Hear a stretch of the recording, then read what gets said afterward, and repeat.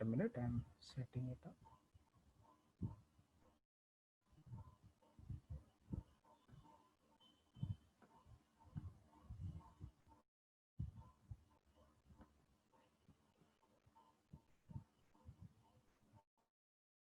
இந்த டைம்ல நான் ஒண்ணுமே படிக்காத மாதிரி இருக்கு, is it normal for everyone அப்படின்னு யாரோ கேட்டிருக்காங்க. டோன்ட் வரிங்க, எல்லாருக்குமே அப்படிதான். It has been disrupted by Covid. Economy முதற்கொண்டு எல்லாருமே டிஸ்ரப் ஆயிட்டோம். ஸோ அதனால ஒன்றும் கவலைப்படாதீங்க, வச்சுக்கோங்க. டெஃபினட்டா you'll be able to do better. அதனால படிச்சிருக்க வரைக்கும் கான்ஃபிடென்ட்டா போய் எக்ஸாம் எழுதுங்க, அதுதான் ரொம்ப. Okay, so we will go for the first session today. Pradhan Mantri Vyapari Maandhan Yojana. So இப்போ இந்த கோவிட் ரிலேட்டடாக வந்திருக்க கொஞ்சம் ஸ்கீம்ஸ் எல்லாம் ரொம்ப important. So we will be also. And அது இல்லாமல் இப்போ இந்த pension scheme.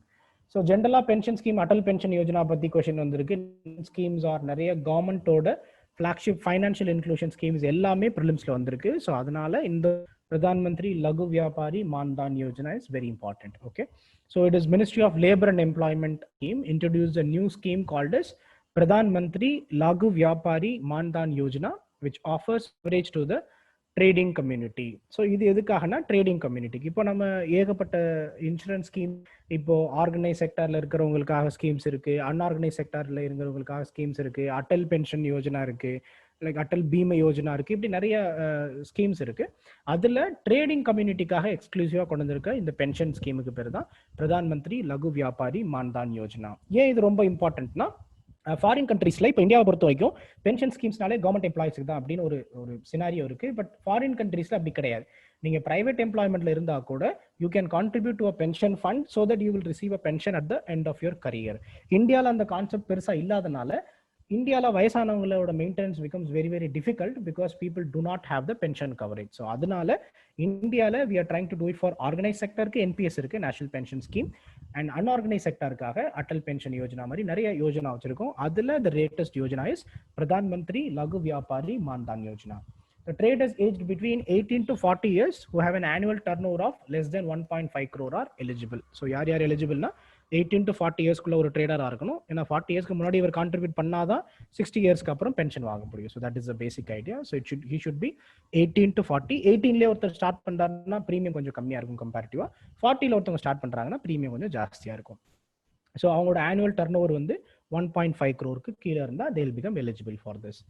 It shall apply to Lagu Vyaparis who are self-employed and working as யாரெல்லாம் இருக்காங்கன்னா ஷாப் ஓனர்ஸா இருக்கலாம், ரீட்டைல் ட்ரேடர்ஸா இருக்கலாம், ரைஸ் மில் ஓனரா இருக்கலாம், ஆயில் மில் ஓனரா இருக்கலாம், ஒர்க் ஷாப் ஓனரா இருக்கலாம், கமிஷன் ஏஜென்ட்ஸா இருக்கலாம், புரோக்கர்ஸ் ஆஃப் ரியல் எஸ்டேட்டா இருக்கலாம், owners of small hotel, restaurants and other Lagu Vyapar. Lagu Vyapar is like we simply mean by here is very very small trading company, like people who don't have big business, சின்ன லெவல்ல business பண்றவங்க அப்படின்னு இங்க நம்ம மீன் பண்றோம்.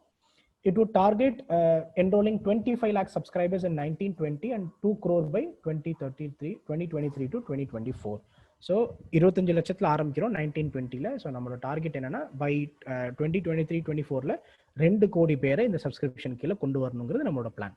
It is an extension of Pradhan Mantri Shram Yogi Mandan Yojana, which grants a monthly pension of 3,000 per month to shopkeepers, retail traders and self-employed individuals after attaining the age of 60 years. So Pradhan மந்திரியோட ஷ்ரம் யோகி மான்தான் யோஜனாவோட extension தான் இந்த Laghu Vyapari Maandhan Yojana.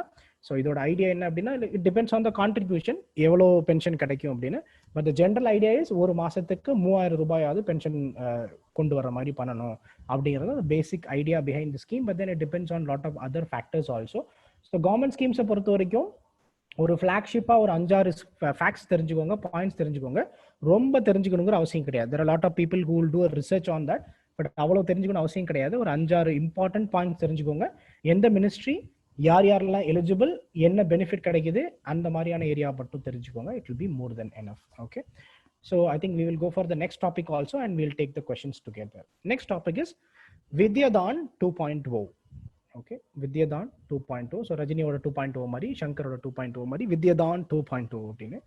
According to the union human resource minister has launched Vidyadan 2.0 program on 22nd April 2020 for inviting e-learning content contributions. So Vidyadan அப்படிங்கிறது என்ன அப்படின்னா, basically it started with an idea of training the teachers. டீச்சர்ஸை train பண்றதுக்கு என்ன பண்றோம் அப்படின்னு சொல்லி பார்த்தோம் அப்படின்னா, மெட்டீரியல் வேணும், டீச்சர்ஸ் வந்து எப்படி கத்துப்பாங்க, எப்படி ஸ்டூடெண்ட்ஸுக்கு புது புது டெக்னாலஜி யூஸ் பண்ணி கத்து தர்றது அப்படின்னு பாக்குறப்போ we came with an idea called as Disha அப்படின்னு ஒரு இனிஷியேட்டிவ் இருக்கு யூனியன் கவர்மெண்ட்ல. ஸோ அந்த திக்ஷாக்கு கீழே there are certain areas that we wanted to develop. அதுல ஒரு ஏரியா தான் teaching and learning content and content creation platform. ரெண்டு ஏரியா இருக்கு. இந்த திக்ஷாங்கிறது ஒரு ஆல் ஓவர் இந்தியாவில் எஜுகேஷனை இம்ப்ரூவ் பண்ணக்கூடிய ஒரு ஸ்கீமா நம்ம வச்சிருக்கோம். அந்த திக்ஷாக்கு கீழே one of the important recent initiative that we have taken is Vidyadan 2.0. So Vidyadan 2.0 அப்படின்னா it is conceptualized as a common national program for individuals and organizations across the country to donate/contribute e-learning content for school education to ensure continuity of quality learning. So Vidyadan 1.0 முன்னாடி ஆரம்பிச்சிட்டோம். இப்போ லாக்டவுனுக்கு அப்புறம் இந்த online learning இ-லேர்னிங்கோட requirement ரொம்ப ஜாஸ்தி ஆயிடுச்சு அப்படிங்கிறதுக்காக வித்யாதான் 2.0 ஏப்ரல்ல union HRM ministry launch பண்ணியிருக்காங்க, இப்போ எஜுகேஷன் மினிஸ்ட்ரி. ஸோ இந்த ஐடியா என்ன அப்படின்னு சொல்லி பார்த்தோம்னா all over the country this is meant for school, that is first standard to 12th ஸ்டாண்டர்ட்ல இருக்கக்கூடிய ஸ்கூல் பசங்களுக்காக இதை பிளான் பண்ணியிருக்கோம்.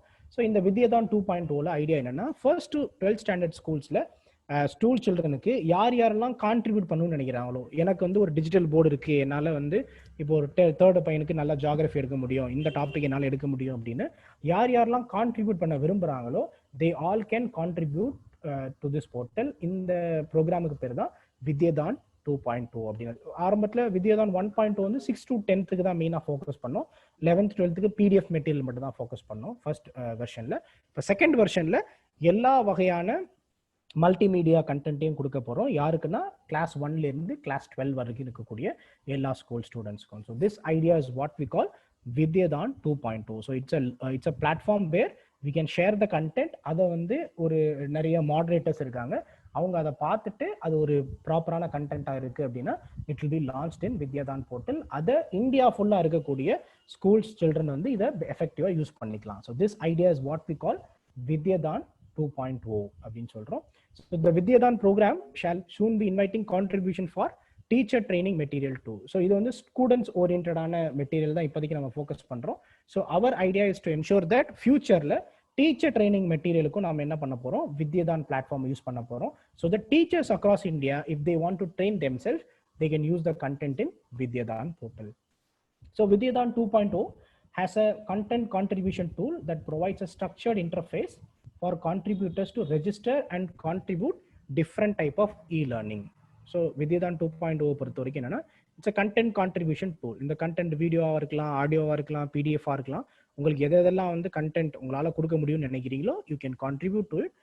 A structured interface for contributors. Contributors ஒரு structured interface கொடுக்குது to register and contribute different type of e-learning such as it can be explanation videos, it can be presentation, it can be competency based items, it can be quizzes, it can be model questions. இப்படி எது வேணாலும் இருக்கலாம். உங்களுக்கு இது contribute பண்ண முடியும்னா you can definitely contribute for any grade, that is from grade 1 to grade 12. Grade இப்போ 2.0 என்ன பண்ணிருக்கோம், grade 1 to grade 12 வரைக்கும் கம்ப்ளீட்டா எல்லா ஸ்கூல் சில்ட்ரனையும் கவர் பண்ண போறோம். For any subject as specified by the states or union territory. அந்த பர்டிகுலர் ஸ்டேட்ஸ் ஆர் யூனியன் டெரிட்டரியோட சிலபஸை பொறுத்து யார் வேணாலும் ரெலவெண்டான கண்டென்ட்டை இதில் கான்ட்ரிபியூட் பண்ணலாம். அதில் மாடரேட்டர்ஸ் இருப்பாங்க, அவங்க அதை வெரிஃபை பண்ணிட்டு if they feel it is a proper content அப்படின்னா they will allow it to be posted in the Vidyadaan 2.0. The contribution can be made by யாரெல்லாம் இதில் கான்ட்ரிபியூட் பண்ணலாம்னா educationist, subject experts, schools, government and நான் government organisations, individuals etcetera. யார் வேணாலும் இருக்கலாம். உங்களுக்கு first standard to 12th standard பசங்களுக்கு நம்மளால ஏதாவது பண்ண முடியும் அப்படின்னு நினைச்சீங்கன்னா டெஃபினட்டா you can contribute through an idea called as Vidyadaan 2.0. Vidyadaan 1.0 6 to 10th மட்டும் தான் இருந்தது. Vidyadaan 2.0 because of the lockdown சுச்சுவேஷனால யூனியன் ஹெச்ஆர்டி மினிஸ்ட்ரி இது இன்னும் எக்ஸ்பேண்ட் பண்ணிட்டாங்க. ஃபர்ஸ்ட் டு 12th ஸ்டாண்டர்ட் வரைக்கும் யார் வேணாலும் உங்களுக்கு குவாலிட்டி கண்டென்ட் இருக்குன்னு தெரிஞ்சா இதில் ஷேர் பண்ணலாம். மாடரேட்டர்ஸ் அதை வெரிஃபை பண்ணிட்டு if it is found fitting they will be hosting in the Vidyadaan portal. So அதை இந்தியா ஃபுல்லாக இருக்க எல்லா கிட்ஸையும் யூஸ் பண்ணிக்கலாம். நான் திக்ஷா போர்ட்டலில் பார்த்தோம். ஸோ இந்த திக்ஷாங்கிற இனிஷியேட்டிவ் கீழே ரெண்டு விஷயத்தை இது கவர் பண்ணுது. Number 1 is teaching and learning content. So ஒன்று டீச்சிங் கண்டென்ட், இன்னொன்று லேர்னிங் கண்டென்ட் கிரியேட் பண்ணுறதுக்கு அண்ட் கண்டென்ட் கிரியேஷன் பிளாட்ஃபார்ம். இந்த திக்ஷா இனிஷியேட்டிவ்க்கு கீழே இந்த கண்டென்ட் கிரியேஷன் பிளாட்ஃபார்ம் தான் இந்த வித்யாதான் 1.0 அண்ட் இப்போ ரீசெண்டாக Vidyadaan 2.0. So this is what Vidyadaan 2.0 is all about. and இது வந்து இந்த வருஷம் இந்த லாக்டவுன்ல லேர்னிங்கை பற்றி நிறைய கரண்ட் அஃபேர்ஸில் இருக்குது, நிறைய இது சரியா தப்பா அப்படின்னு ஏகப்பட்ட டிபேட்ஸ் போயிட்டு இருக்கு. ஸோ அதனால வித்யாதான் 2.2 becomes very very important for this year prelims.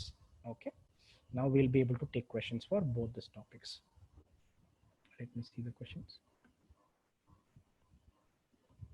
Unorganized sector only, like unorganized sector in the sense இது என்ன அப்படின்னா நீங்கள் ஆர்கனைஸ்டாகவும் அன்ஆர்கனைஸ்டாகவும் கூட இருக்கலாம், பட் ஆனால் ட்ரேடிங் கம்யூனிட்டியாக இருக்கணும். லைக் சம்படி ஹூஸ் அ ஷாப் கீப்பர், ரெஸ்டாரண்ட் ஓனர், இந்த மாதிரி ஏதாவது ஒரு விஷயத்தில் இருக்கணும்.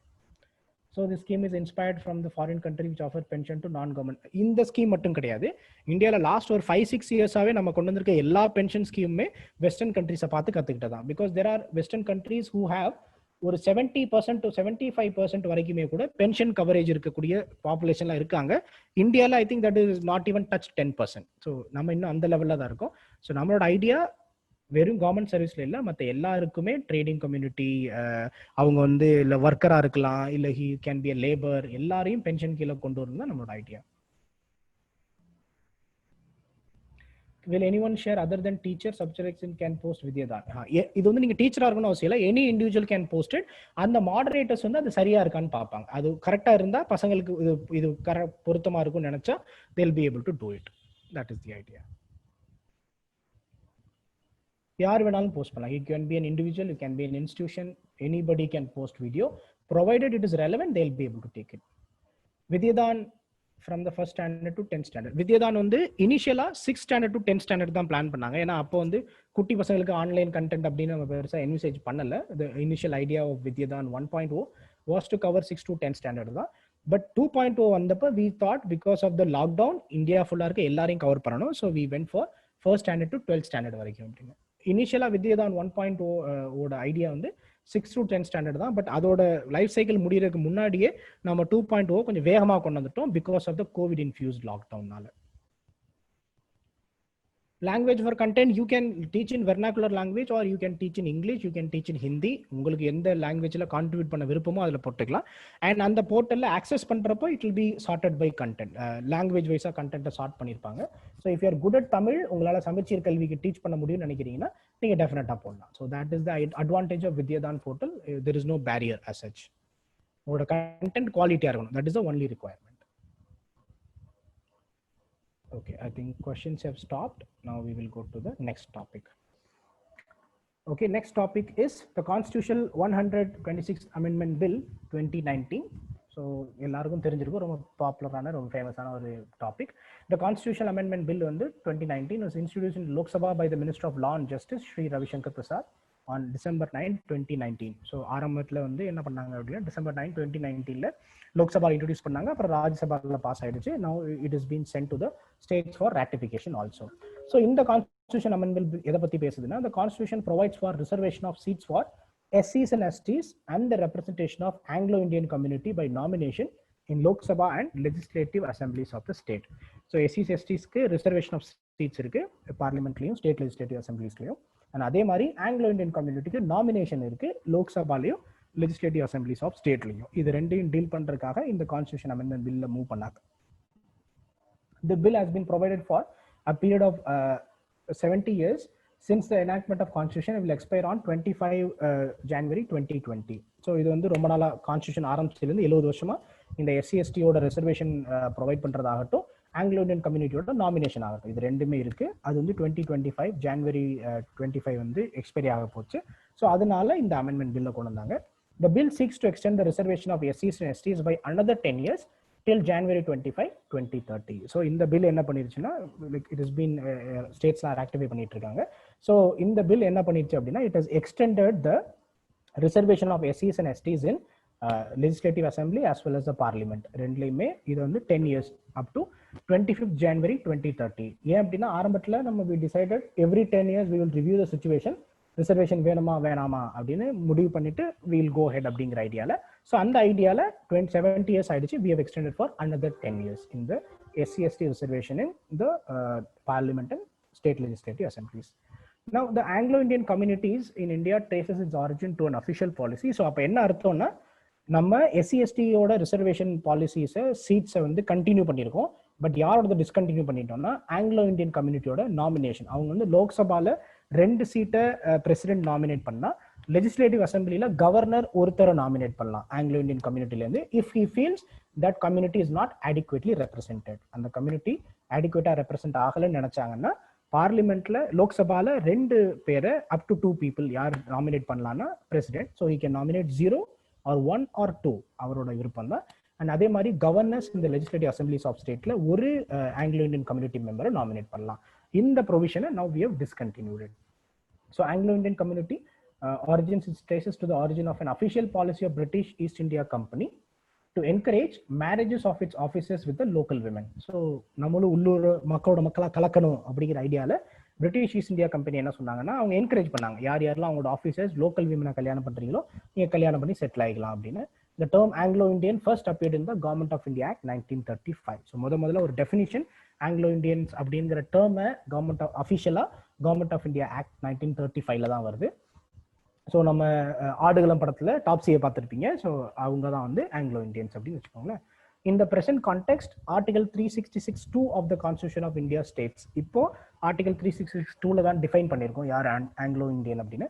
An Anglo-Indian means a person whose father or any of the other male progenitors in the male line is or was of European descent, but is domiciled within the territory of India, is or was born in such a territory of parents habitually resident therein and not established there for temporary purpose only. So அப்படின்னா என்ன அர்த்தம் அப்படின்னா அவங்களோட லீனியேஜ்ல அப்பா தாத்தா இந்த மாதிரி யாராவது ஒருத்தவங்க யூரோப்பியன் டிசென்டா இருந்திருக்கணும், அவங்க இந்தியாவில் செட்டில் ஆகிக்கணும். ஸோ அப்படி ஒருத்தவங்களுக்கு பிறந்த குழந்தைங்களுக்கு we call them as Anglo Indians அப்படின்னு. இதுல முக்கியமான விஷயம்னா European dissent. So Irish Scottish இந்த மாதிரி உள்ளவங்களும் இந்தியாவில் இது வாங்கியிருக்காங்க. ஸோ யூரோப்பியன் டிசென்டா இருந்தால் போதும், அவங்களோட மேல் ப்ரோஜனில யார் ஒருத்தவங்க இருந்தால் கூட if they have settled down in India அவங்களுக்கு பிறந்த குழந்தைங்களை we simply call them as Anglo Indians. So இது வந்து அம்மா வந்து யூரோப்பியன் டிசென்ட் பட் அப்பா கிடையாது, அப்படி அப்பா வந்து இந்தியன் டிசென்ட் அப்படின்னா ஜென்ரலாக அவங்க ஆங்கிலோ இண்டியன் இதில் மீனிங் பண்ணது கிடையாது. இட்ஸ் பேசிக்லி மேல் ஆன் மேல் ப்ரோஜெனிட்டர்ஸோட லீனியேஜை வச்சு தான் கனெக்ட் பண்ணுறோம். The provision for the nomination to the Lok Sabha was made under Article 331 of the Constitution. So இந்த ரெண்டு ஆங்கிலோ இண்டியன்ஸ்க்கு லோக்சபால நாமினேட்டட் சீட் கொண்டு வரலாம் அப்படிங்கிறது 331ல இருக்கு. It says nothing withstanding in Article 81, the President may, if he is of the opinion that Anglo-Indian community is not adequately represented in the House of the People, nominate not more than 2 members of that community to the House of People. So House of People na Lok Sabha. லோக்சபாவுக்கு அவங்க அடிக்குவேட்டா represent ஆகலை அப்படின்னு நினைச்சாருன்னா president under article 331 என்ன பண்ணலாம்னா அப் to 2 not more தென் 2 மெம்பர்ஸ்னா யாரையுமே nominate பண்ணாமல் விட்டுறலாம், இல்லை ஒருத்தரை நாமினேட் பண்ணலாம், இல்லை 2 பேரை நாமினேட் பண்ணலாம். அந்த ஃப்ரீடம் யாருக்கு இருந்துச்சுன்னா பிரசிடென்ட் இருந்தது. The idea of such nomination is traced to Frank Anthony, who has headed the All India Anglo-Indian Association. Article 331 was added in the Constitution following a suggestion to the Jawaharlal Nehru. அப்போ Anglo-Indian Association ஓட All India Anglo-Indian Association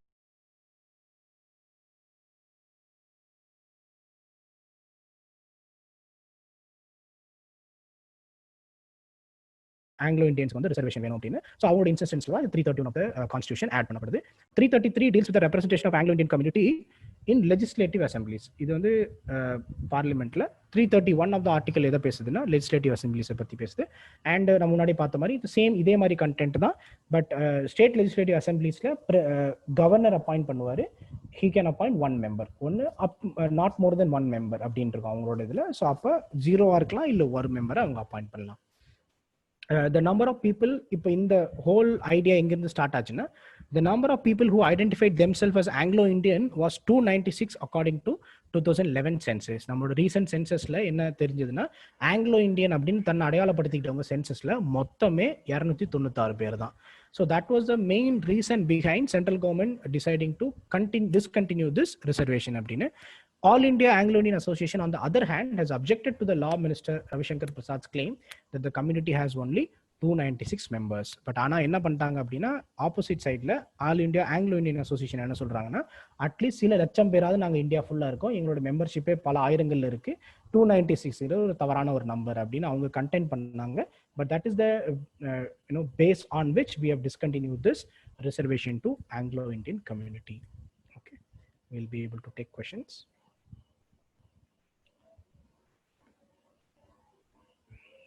UK descent or European descent, நம்ம லால European dissent அப்படின்னு தான் define பண்ணியிருக்கோம்.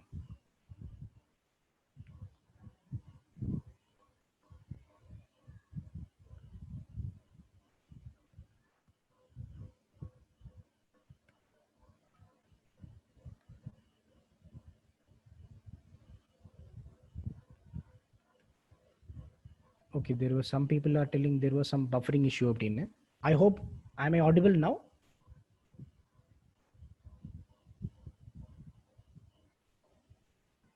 Okay, at least okay, if you have missed out something you can ask. Please ask participant to mute videos. I am not able to hear anybody.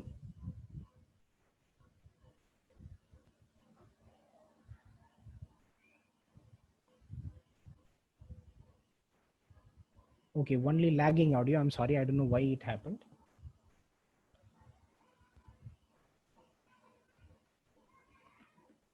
Why is the reservation for SC/SCs considered separately? ஏன் அப்படின்னா அவங்களுக்கு மட்டும் தான் reservations இருக்கு.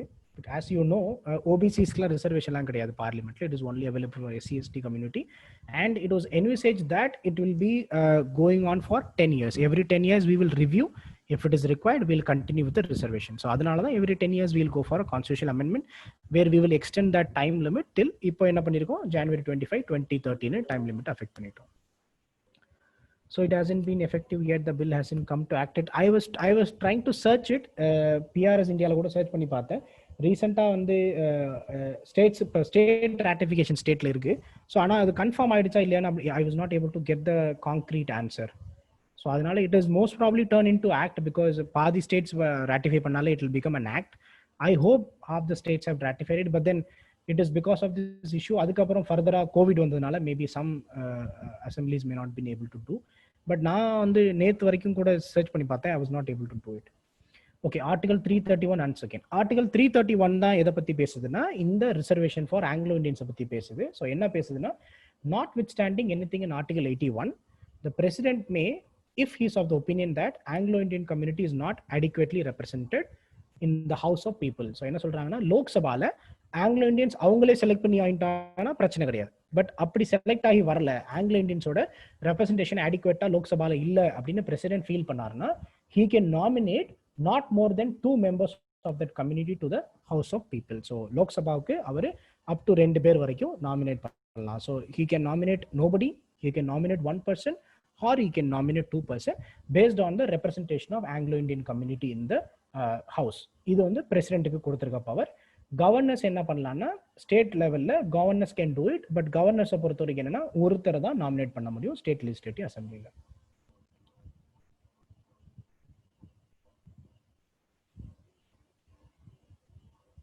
So will reservations to Anglo-Indians is scrapped. Anglo-Indians reservation வேற எதுலயும் இருக்கிறதா எனக்கு தெரியல. So this is only with respect to nomination of members to Lok Sabha and State Legislative Assembly. So others scrap பண்ணிட்டாங்க. Last point once again 296 member. என்னன்னா இப்போ நீங்க வந்து இப்போ சென்சஸ் எடுக்கிறப்போ அவங்களோட ரிலீஜன் என்ன, அவங்களோட கம்யூனிட்டி என்ன, இந்த மாதிரிலாம் வந்து சென்சஸ்ல இப்போ ரீசெண்டா நிறைய ஆட் பண்ணிட்டோம். ஸோ அப்படி பாக்குறப்போ ஆங்கிலோ இண்டியனா, தன்னை ஆங்கிலோ இண்டியனா இந்த சென்சஸ்ல அடையாளப்படுத்திக்கிட்டவங்க மொத்தமே 296 பேர் தான். So the government has decided மொத்தமே 296 பேர் இருக்க கம்யூனிட்டிக்கு எதுக்கு ஸ்டேட் லெஜிஸ்லேட்டிவ் அசம்பிளியில் நாமினேஷன் போஸ்ட், எதுக்கு பார்லிமெண்ட்ல நாமினேஷன் போஸ்ட் அப்படின்னு. But all India Anglo Indian association என்ன சொல்றாங்கன்னா, we are at least in lakhs, சில லட்சங்களாவது நாங்க இந்த நம்பர்ல இருக்கோம். இது வந்து தவறான ஒரு நம்பர், 296 தவறான ஒரு நம்பர்னு இந்த சென்சஸ் நம்பரை கண்டெஸ்ட் பண்றாங்க.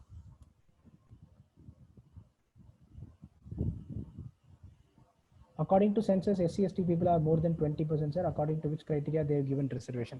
இல்லங்க, இது வந்து like I don't know where you got this figure of 20% அப்படின்னு சொல்லி. அப்படின்னு SC/ST peopleோட இப்போ நம்மளோட வந்து சோஷியோ எக்கனாமிக் காஸ்ட் சென்சஸோட டேட்டா வந்து கவர்மெண்ட் ரிலீஸ் பண்ணவே கிடையாது.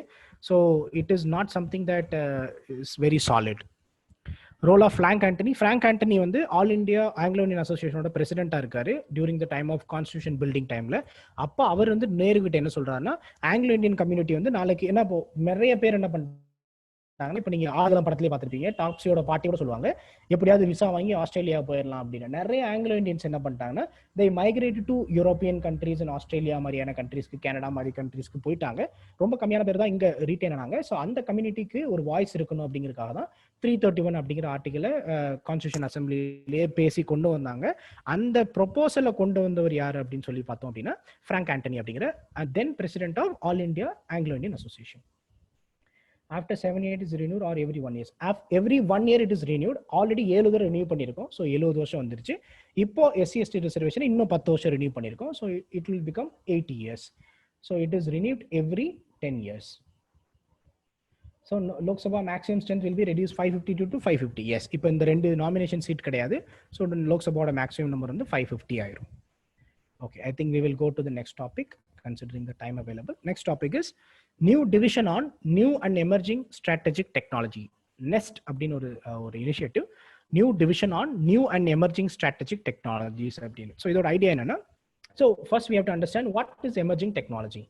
It commonly refers to technologies that are currently developing, இப்போ develop ஆயிட்டு இருக்க technology, or that are expected to be available within next 5 to 10 years. இப்போ இல்லாட்டி கூட அடுத்த 5 to 10 வருஷத்துல ஆணி போய் ஆவணி வந்தா டாப்பா வந்துரும் அப்படிங்கிற மாதிரி இன்னும் 5 to 10 வருஷத்துல இந்த டெக்னாலஜி டாப்பா வந்துரும் அப்படின்னு நம்ம எந்த டெக்னாலஜி நினைக்கிறோமோ, and it's usually reserved for technologies that are creating or expected to create a significant social or economic effects. So இந்த டெக்னாலஜியோட பெனிஃபிட் என்ன அப்படின்னா, இந்த டெக்னாலஜி மட்டும் வந்துருச்சு அப்படின்னா இது வந்து டெஃபினட்டா ஒரு சிக்னிஃபிகண்ட் சோஷியல் ஆர் எக்கனாமிக் எஃபெக்டை ஏற்படுத்தக்கூடிய டெக்னாலஜி ஆகும். For example internet, for example 3G 4G 5G இதெல்லாம் வந்ததுக்கப்புறம் 2G வந்தப்ப யாருமே நெட்டே கிடையாது யாருக்கிட்டையுமே.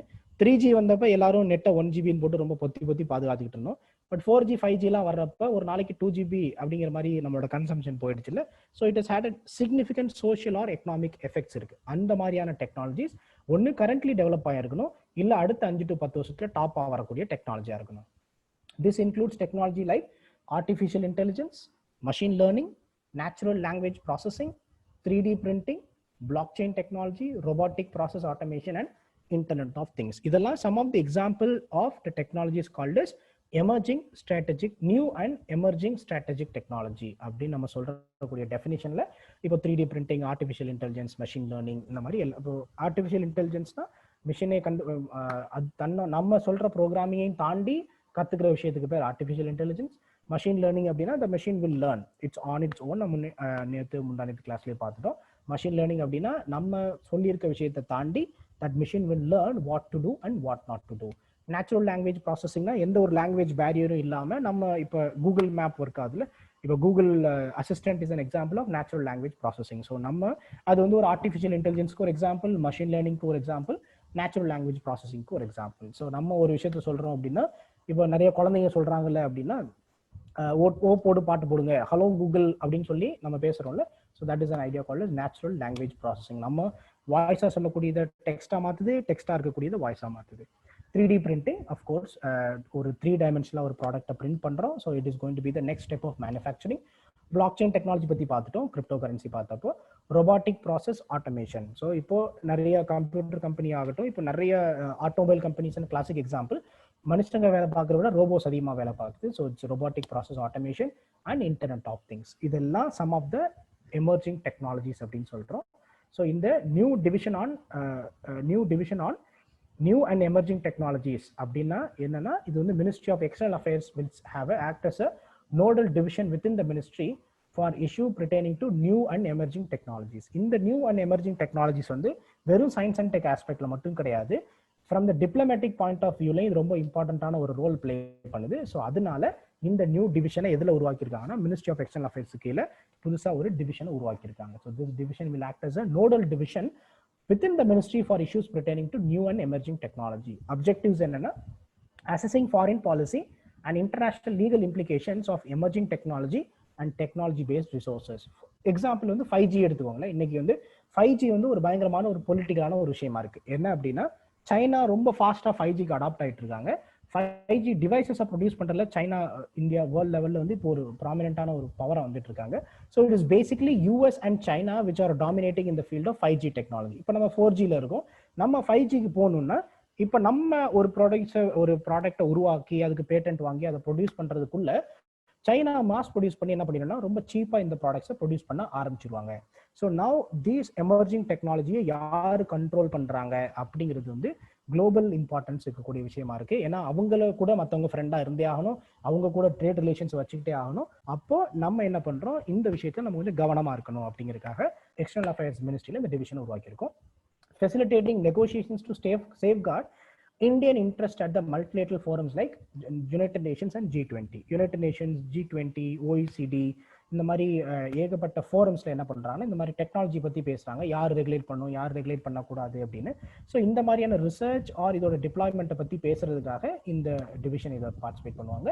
capacity of creation of HR capacity within the ministry for technological diplomacy work. இப்போ நம்ம கிட்ட ஏகப்பட்ட மினிஸ்ட்ரியல் ஸ்டாஃப் இருப்பாங்க, அவங்களுக்கு என்ன பண்ண போறோம், இந்த நியூ டெக்னாலஜிஸ் ட்ரைனிங் கொடுத்து இந்த நியூ டெக்னாலஜி எப்படி அடாப்ட் பண்றது, இதோட நுவான்சஸ் என்ன, இதை எப்படி வந்து நம்ம இந்தியாவுக்கு பெட்டரா கொண்டு வரலாம் அப்படின்னு மினிஸ்ட்ரியில இருக்கக்கூடிய பீப்புளை நம்ம இன்னும் எக்யூப் பண்ண போறோம் இந்த புது புது டெக்னாலஜியை பத்தி. And collaboration with foreign partners in the field of 5G and artificial intelligence. So 5G முன்னாடியே பார்த்தோம், யூஎஸ் அண்ட் சைனா தான் இப்போ லீடர்ஸாக இருக்காங்க. ஸோ நிறைய ஃபாரின் பார்ட்னர்ஸ் மூலியமா நம்ம டைப் வச்சுக்கிறது மூலியமா இந்தியாவிலேயே நிறைய ப்ரொடக்ஷன் பண்ணலாம், இல்லை சீப்பான இம்போர்ட்ஸ் பண்ணலாம், டெக்னாலஜி டிரான்ஸ்ஃபர் பண்ணலாம். ஸோ இப்படி எல்லா வகையிலையும் ஃபாரின் பார்ட்னர்ஸ் கூட கொலாபரேட் பண்ண போகிறோம். எதுக்காகனா இந்த எமர்ஜிங் டெக்னாலஜியில் யார் பெட்டராக இருக்காங்களோ அவங்க கூட கொலாபரேட் பண்ணி we are going to bring in better technology deployment in India. So இந்த எல்லா வேலையும் பார்க்கறதுக்காக தான் we created a new division on new and emerging technologies அப்படிங்கிற டிவிஷனை union ministry of external affairs கீழே கொண்டு வந்திருக்கோம். ஏன்னா இது எல்லாமே மோஸ்ட்லி இம்போர்ட் எக்ஸ்போர்ட் டிபெண்டாக இருக்கக்கூடிய டெக்னாலஜி, இல்லை மற்ற கண்ட்ரிஸோட டெக்னாலஜி டிரான்ஸ்ஃபர் பண்ணக்கூடிய டெக்னாலஜி, அல்லது இன்டர்நேஷனல் லெவலில் இப்போதான் இதுக்கான ரூல்ஸே ஃப்ரேம் பண்ணியிருக்கக்கூடிய technology. So that is why it comes under ministry of external affairs. ஏன்னா இப்போ ஃபாரின்லேருந்து இந்த டெக்னாலஜி வாங்குறோம் இல்லை கொடுக்குறோம்னா they will have a implication. இதை வந்து ஜியோ ஸ்ட்ராட்டஜிக்காக யோசிச்சு இவங்க கிட்ட வாங்கலாமா வாங்கக்கூடாதா அப்படின்னு. இப்போ 5Gயை பொறுத்த வரைக்கும் வேர்ல்டு சைனா வந்து நிறைய விஷயங்களை வந்து ஸ்னூப் பண்றாங்க, இல்லை டேட்டாவை வந்து ப்ரொடெக்ட் பண்ண மாட்டாங்க அப்படிங்கிற மாதிரி கம்ப்ளைண்ட்ஸ். அப்போ this division will ensure that we will adopt to the technology abiding to international standards. So there the new division on new and emerging and strategic technologies. Next அப்படினு external affairs க்கு கீழ.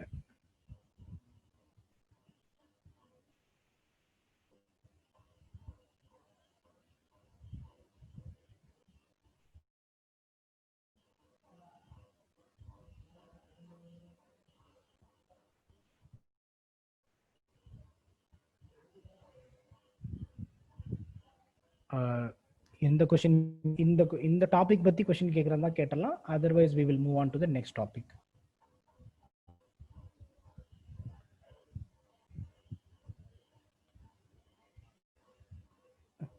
யாராவது இருக்கீங்களா? நான் பேசுறது கேக்குதா? Okay, all clear ஆயிடுச்சு. Great.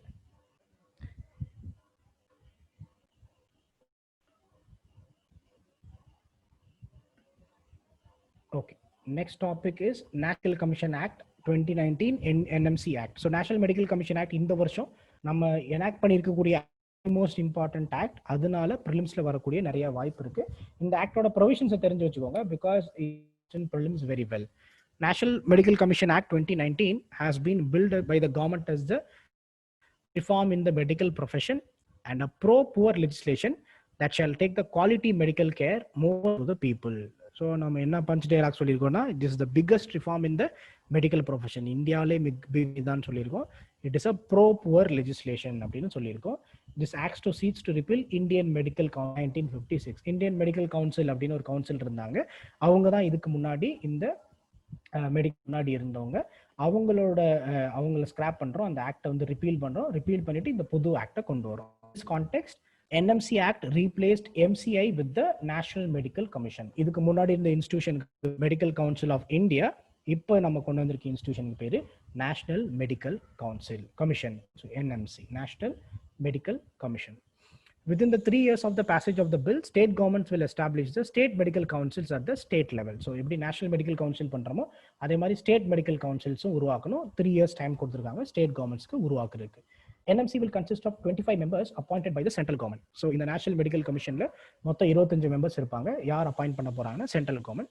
A search committee will recommend the names of central government for the post of chairperson and part-time members. So chairperson இருக்காங்க, part-time members இருக்காங்க, plus other autonomous boards இருக்காங்க. இவங்க எல்லாருக்கும் நேம்ஸ் நாமினேட் பண்றதுக்கு ஒரு search committee உருவாக்கியிருக்காங்க. The search committee will consist of 7 members including cabinet secretary, 5 experts nominated by the central government, of which 3 will have experience in medical field. So 25 members இருக்க போறாங்க, chairman இருக்க போறாரு, இவங்க எல்லாம் இருக்க போறாங்க. எங்க இருக்க போறாங்கன்னா நேஷனல் மெடிக்கல் கமிஷன்ல. அந்த மெடிக்கல் கமிஷன்ல இந்த மெம்பர்ஸ் அப்பாயிண்ட் பண்றதுக்காக we create something called a search committee. இந்த சர்ச் கமிட்டில மொத்தம் 7 பேர் இருப்பாங்க. யார் யார் இருக்க போறாங்கன்னா cabinet secretary and I think health secretary இருக்காரு நினைக்கிறேன். Cabinet secretary plus 5 experts nominated by the central government. இந்த எக்ஸ்பர்ட்ஸை யார் நாமினேட் பண்ண போறாங்கன்னா சென்ட்ரல் கவர்மெண்ட். இந்த நாமினேட் பண்ணக்கூடிய 5 எக்ஸ்பர்ட்ல 3 பேராவது என்ன இருக்கணும்னா மெடிக்கல் ஃபீல்ட்ல எக்ஸ்பீரியன்ஸ் உள்ளவங்களா இருக்கணும். So this search committee will nominate the people to be appointed as a members of this National Medical Commission. So Medical Council of India will replace பண்ணிட்டு National Medical Commission கொண்டு வரும். So functions of NMC. So NMC ஓட functions என்னென்ன இருக்க போகுது அப்படின்னா framing policies for regulating medical institution and medical professions. So இதுக்கு முன்னாடி ஒரு சின்ன கதை பார்த்துருவோம். எதுக்காக நேஷனல் மெடிக்கல் கவுன்சில் கொண்டு வரும் அப்படின்னா மெடிக்கல் கவுன்சில் ஆஃப் இந்தியாவுக்கு மேல ஏகப்பட்ட ஊழல் புகார் இருக்கு. என்ன அப்படின்னா அது ஜென்ரலா வெறும் டாக்டர்ஸ் மட்டும் தான் அப்பாயிண்ட் பண்ண முடியும். டாக்டர்ஸ் அசோசியேஷன்ல இருந்து செலக்ட் பண்ணிட்டு இருந்தாங்க, கவர்மெண்ட் அப்பாயிண்ட் பண்ணிட்டு இருந்தாங்க. ஸோ அந்த இன்ஸ்டிடியூஷனுக்கு மேல ஏகப்பட்ட கரப்ஷன் சார்ஜஸ் இருக்கு, ஏகப்பட்ட கவர்னன்ஸ் இஷ்யூஸ் இருந்துச்சு. So that was a main issue why the government decided to scrap the idea of Medical Council of Indiaங்கிற இதையே அலைக்கா தூக்கிட்டு நேஷனல் மெடிக்கல் கவுன்சில் அப்படின்னு மெடிக்கல் கமிஷன் ஏன் கொண்டு வர்றாங்கன்னா that is mainly because Medical Council of India has failed to live up to its expectation. So அதனால தான் கொண்டு வரோம். So the framing policies for regulating medical institutions and medical professionals. So எதுக்காக அப்படின்னா policies regulate பண்றோம் medical இன்ஸ்டிடியூஷன்ஸையும் medical ப்ரொஃபஷனல்ஸையும். assessing the requirement of healthcare related human resource and infrastructure. இப்போ இந்தியால எவ்வளவு வந்து ஹியூமன் ரிசோர்ஸ் இருக்காங்க, எவ்வளவு இன்ஃப்ராஸ்ட்ரக்சர் இருக்கு, இது நம்மளோட ரிக்குவயர்மெண்ட்டுக்கு போதுமா போதாதா அப்படின்னு ரிக்குவயர்மெண்ட்டை பேஸ் பண்ணி அசஸ் பண்ணி இன்கேஸ் கம்மியா இருக்காங்கன்னா கவர்மெண்ட்டுக்கு இன்ஃப்ளூயன்ஸ் பண்ண வேண்டியது யாரோட பொறுப்புனா நேஷனல் மெடிக்கல் கமிஷனுக்கு. ஏன்னா இப்போ டாக்டர்ஸோட நம்பிக்கை எண்ணிக்கை கம்மியா இருக்காங்க, இல்லை பேராமெடிக்ஸோட எண்ணிக்கை கம்மியா இருக்காங்கன்னா அதை இன்க்ரீஸ் பண்றதுக்கு இது வந்து ரெக்கமெண்ட் பண்ண வேண்டியது யாரோட NMCயோட வேலை. Ensuring compliance by state medical councils of the regulation made under the bill. So national medical commission மாதிரி state medical commissions உருவாக்க போறாங்க. அவங்கள ஒழுங்கா அவங்களோட வேலையை பார்க்கறாங்கன்னு பார்க்கறது இவங்களோட வேலை. Framing guidelines for determination of fees for up to 50% of the seats in private medical institution and deemed universities which are regulated under the bill. So இந்த பில்லுக்கு கீழே நிறைய பிரைவேட் மெடிக்கல் இன்ஸ்டிடியூஷன்ஸ் இருக்காங்க, டீம்டு யூனிவர்சிட்டிஸ் இருக்காங்க. So நம்மளோட idea என்ன அப்படின்னா up to 50% of the seats வரைக்கும் என்ன பண்ணணும் அப்படின்னா கவர்மெண்ட் வந்து என்ன மாதிரி ஃபீஸ் வாங்கலாம் அப்படின்னு ரூல்ஸை டிட்டர்மைன் பண்ண வேண்டியது யாரோட வேலைன்னா நேஷனல் மெடிக்கல் கமிஷன். முன்னாடியே பார்த்தோம் ப்ரோ புவர் லெஜிஸ்லேச்சர் அப்படின்னு பார்க்குறோம்ல. ஏன் அப்படி சொல்றோம் அப்படின்னா இது வரைக்கும் நம்ம ரொம்ப பெருசா வந்து என்ன பண்றது கிடையாதுன்னா இந்த மெடிக்கல் காலேஜஸோட ஃபீஸை ரெஸ்ட்ரிக்ட் பண்ணல medical council of India. So national medical கமிஷனோட one of the important prerogative என்ன அப்படின்னா அப் டு 50% ஆஃப் த சீட்ஸ்ல வந்து எவ்வளோ ஃபீஸ் வாங்கணும் அப்படின்னு யார் வந்து கைட்லைன்ஸ் ஃப்ரேம் பண்ண போறாங்கன்னா நேஷனல் மெடிக்கல் கமிஷன் பண்ண போறாங்க. எதுக்காகனா பிரைவேட் எல்லாருக்கும் தெரியும் பிரைவேட் மெடிக்கல் காலேஜஸ்ங்கிறது இந்தியாவில் ரொம்ப காஸ்ட்லியான ஒரு விஷயம். அதை ஏழைங்க படிக்கிறதுக்கு எந்த வாய்ப்பும் கிடையாது. ஸோ அதை மாற்றி we will ensure that more and more poor people or like underprivileged people will be able to get quality education in private medical institutions also. So that is one of the main objective behind this National Medical Commission. இவங்களுக்கு வந்து medical advisory council அப்படின்னு ஒரு council உருவாக்குறாங்க. Under the bill central government will constitute a medical advisory council. The council will be a primary platform through which states or union territories can put forth their views and concerns before the NMC. இந்த national medical கமிஷனுக்கு முன்னாடி இந்த medical advisory council ஒரு council உருவாக்க போறாங்க. இந்த கவுன்சில்ஸ்ல states and union territory அவங்களோட own பிரச்சனை என்ன, இந்த நேஷனல் மெடிக்கல் கமிஷனுக்கு அவங்க என்னென்ன மாதிரியான கன்சர்ன்ஸ் அண்ட் வியூஸை ஃபார்வர்ட் பண்ணணும்னு நினைக்கிறாங்களோ அதை இந்த மெடிக்கல் அட்வைசரி கவுன்சில் மூலியமா பண்ண போறாங்க. இது இல்லாம இந்த ஆக்ட்ல என்ன இம்பார்ட்டன்டான விஷயத்தை பத்தி பேசிருக்கோம்னா the act sets an autonomous boards, 4 boards, 4 boards set பண்றோம் under the supervision of National Medical Commission. Each autonomous board will consist of a president and 4 members appointed by the central government. So இதுல 4 பேர் இருக்காங்க, 4 members plus ஒரு president. இவங்க எல்லாரும் யார் appoint பண்ணுவாங்கன்னா central government appoint பண்ணுவாங்க. அந்த 4 போர்டு யாருன்னா under graduation medical education board, இந்தியாவில் யூஜி காலேஜஸோட அக்ரெடிஷன் அவங்களோட சர்டிஃபிகேஷன் எல்லாத்தையும் இவங்க பார்த்துப்பாங்க. Post graduate medical education board. So யாரெல்லாம் எந்தெந்த மெடிக்கல் காலேஜஸ்லாம் போஸ்ட் கிராஜுவேஷன் கொடுக்க விரும்புகிறாங்களோ they will come under the post graduate medical education board கீழே வருவாங்க. Medical assessment and rating board MARB அப்படின்னு இந்த medical assessment and rating board தான் என்ன பண்ணுவாங்கன்னா ப்ராக்டிக்கலா இந்த மெடிக்கல் காலேஜஸ்ல என்ன மாதிரியான அசஸ்மெண்ட் பண்ணி இவங்க வந்து இது இந்த சர்டிஃபிகேஷனுக்கு எலிஜிபிளா இன்எலிஜிபிளா அப்படின்னு டிட்டர்மைன் பண்ண போறது medical assessment and rating board அப்படின்னு. அந்த last is the ethics and medical registration board. இது இல்லாம மெடிக்கல் எத்திக்ஸை பத்தியும் இல்லை இந்த எல்லா விஷயமான எல்லாத்தோட ரெஜிஸ்ட்ரேஷன்ஸை பற்றியும் பேசுறதுக்காக ethics and medical registration board அப்படின்னு ஒரு போர்டு உருவாக்குறாங்க. இந்த மெடிக்கல் ரெஜிஸ்ட்ரேஷன் போர்டு கீழே தான் புதுசாக செலக்ட் ஆகி இருக்கக்கூடிய டாக்டர்ஸ் அண்ட் பேராமெடிக்ஸ் எல்லாமே யாரு கீழே ரெஜிஸ்டர் பண்ணிக்க போறாங்கன்னா இந்த மெடிக்கல் ரெஜிஸ்ட்ரேஷன் போர்டு கீழே ரெஜிஸ்டர் பண்ண போறாங்க. So this national medical council will have a medical advisory council, அவங்களுக்கு அட்வைஸ் பண்றதுக்கு. அது இல்லாமல் 4 அட்டானமஸ் போர்டு இருக்க போறாங்க. Every board will have a president and 4 members. இந்த 4 போர்டு என்னன்னா under graduate medical education board, post graduation medical education board, medical assessment and rating board and ethics and medical registration board அப்படின்னு 4 board. The NMC Act 2019 provides for national exit test. Next அப்படின்னு சொல்றோம், national exit test for granting a license to practice medicine and enrollment in the state register or national register, which will also be the basis for admission to the postgraduate broad specialty education and medical institution. So இப்போ doctor முடிச்சுட்டு வெளியில போறவங்க எக்யூப்டா இருக்காங்களா, குவாலிஃபைடா இருக்காங்களா அப்படின்னு test பண்றதுக்காக ஒரு national exit test அப்படின்னு ஒரு எக்ஸிட் டெஸ்ட்டை கண்டக்ட் பண்ண போறாங்க. இந்த டெஸ்ட்ல பாஸ் ஆனதுக்கு அப்புறம் தான் அவங்க டாக்டர்ஸா வந்து பிராக்டிஸ் பண்ண முடியும் பேசிக்லி. இல்ல அவங்க போஸ்ட் கிராஜுவேஷன் படிக்க போறாஇருந்தாலும் கண்டிப்பா எதுல பாஸ் பண்ணிருக்கணும்னா நேஷனல் எக்ஸிட் டெஸ்ட்ல பாஸ் பண்ணிருக்கணும். So this is another controversial provision under it because medical fraternity was completely against this idea, but then even then NMC Act is provided for national exit test for licensed medical practitioners.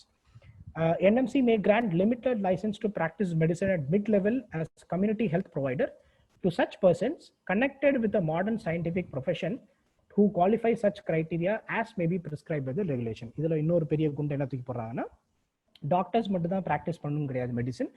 டாக்டர்ஸ்க்கும் கீழே என்ன பண்றாங்க அப்படின்னா community health providers அப்படின்னு ஒரு criteria உருவாக்குறாங்க. இது இந்தியாவில் last ஒரு 20 வருஷமா பேசிட்டு இருக்கோம். இந்த மாதிரி ஒரு கிரைட்டீரியா உருவாக்கி 5.5 வருஷம் கம்ப்ளீட்டான எம்பிபிஎஸ்க்கான எஜுகேஷன் தேவையில்லை. இப்போ ஒரு பிரைமரி ஹெல்த் சென்டர்ல ஒரு பேசிக் லெவல்ல வந்து ப்ராக்டிஸ் பண்றதுக்கு கம்யூனிட்டி ஹெல்த் ப்ரொவைடர்ஸ் இருந்தா போதும் அப்படின்னு ரொம்ப நாளாவே ஐடியா கொண்டு வந்துட்டு இருக்கோம். இந்த நேஷனல் மெடிக்கல் கமிஷன் ஆக்ட் கீழே இந்த national medical commission will now have the power to grant license to such community health providers. இதுவும் ஒரு பயங்கர கான்ட்ரோவர்ஷியலான ஒரு இனிஷியேட்டிவ் பிகாஸ் மெடிக்கல் ஃப்ரெட்டர்னிட்டி வந்து இதை ஒத்துக்கல. ஏன்னா டாக்டர்ஸுக்கு விட அண்டர் குவாலிஃபைடா இருக்கிறவங்க வந்து பேஷண்ட்ஸை டீல் பண்ணக்கூடாதுங்கிறது அவங்களோட மெயின் கன்சர்னா இருக்கு. பிளஸ் இவங்களோட எப்படி இவங்களோட சர்டிஃபிகேஷன் இருக்க போகுது, என்ன மாதிரி ரெகுலேஷன் பண்ண போறோம், இவங்களுக்கு தனியாக கோர்ஸ் நடத்த போறோமா என்ன எதுன்னு இன்னும் பெருசாக கிளாரிட்டி வரல.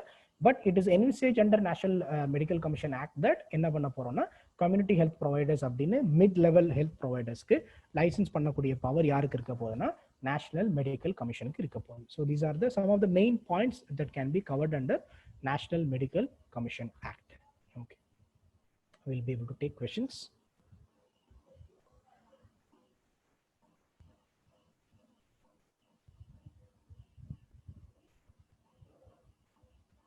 It comes under Ministry of Health. இல்லங்க நேஷனல் மெடிக்கல் கமிஷன் வந்து ஒரு ஆக்ட் கீழே வருது. So it will be governed by parliament. Ministry of health நம்ம சொல்ல முடியாது because if something has its own act, அதுக்குன்னு தனியாக ஒரு ஆக்ட் இருக்கு அப்படின்னா it will be generally governed by the act of parliament only. At the end of your session, please share UPSC preparation time experience. Okay. Is NMC enacted based on any committee? No, I think I have not seen that aspect. I will check. இது வந்து எதுவும் ஏதாவது கண்டிப்பாக ஏதாவது ஒரு committee இருந்திருக்கும், இல்லாமல் இருந்திருக்காது. ஏற்பட்ட கமிட்டி போட்டிருக்கோம். இப்படி எந்த கமிட்டி எக்ஸாக்டாக அதை சொன்னாங்க அப்படின்னு. Medical assessment and rating board. Medical assessment and rating போர்டுனா இவங்க என்ன பண்ணுவாங்கன்னா மெடிக்கல் காலேஜஸ்க்கு போவாங்க. இப்போ என்எம்சி செட் பண்ணியிருக்க கைட்லைன்ஸை இவங்க ஃபாலோ பண்ணியிருக்காங்களா இல்லையா அப்படின்னு பார்த்து அசஸ்மெண்ட் பண்ண வேண்டியது யாரோட வேலை அப்படின்னா இந்த medical assessment and rating board. இப்போ ரேட்டிங் கேள்விப்பட்டிருப்பீங்களே, UGC A+ rating, A++ rating, அந்த மாதிரி நேஷனல் மெடிக்கல் கமிஷனும் என்ன பண்ண போறாங்கன்னா மெடிக்கல் காலேஜஸ்க்கு ரேட்டிங் பண்ண போறாங்க.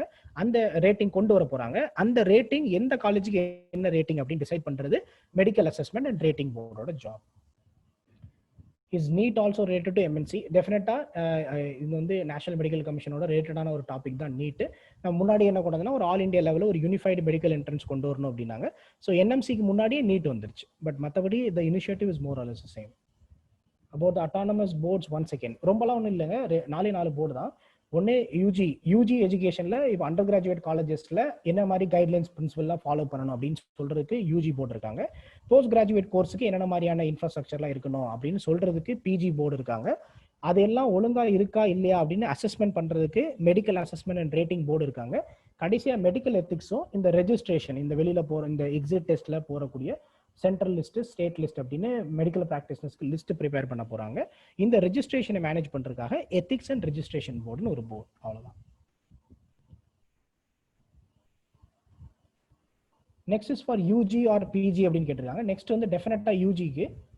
பிஜிக்கு இருக்கா இல்லையான்னு எனக்கு எக்ஸாக்டா ஞாபகம் இல்லை. ஐ செக் அண்ட் சே. நெக்ஸ்ட் வந்து பிஜிக்கு, யூஜிக்கு டெஃபினட்டா, யூஜி முடிச்சுட்டு வெளியே போறவங்களுக்கு டெஃபினட்டா.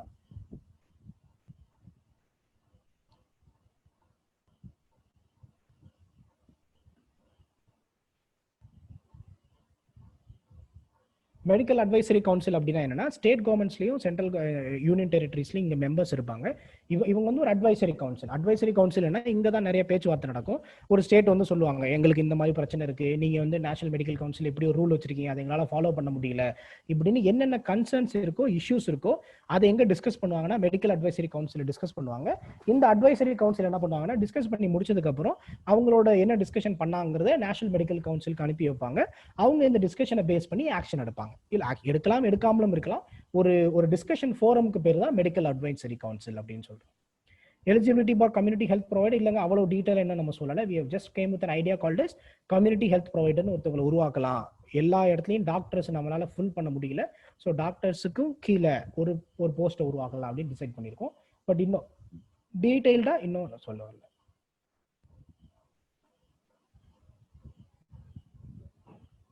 Recommendation parliamentary standing committee on health and family welfare இல்லைங்க, அது இல்லாமல் ஏதாவது ஒரு கண்டிப்பாக எக்ஸ்பர்ட் கமிட்டி யாராவது ரெக்கமெண்ட் பண்ணியிருப்பாங்க.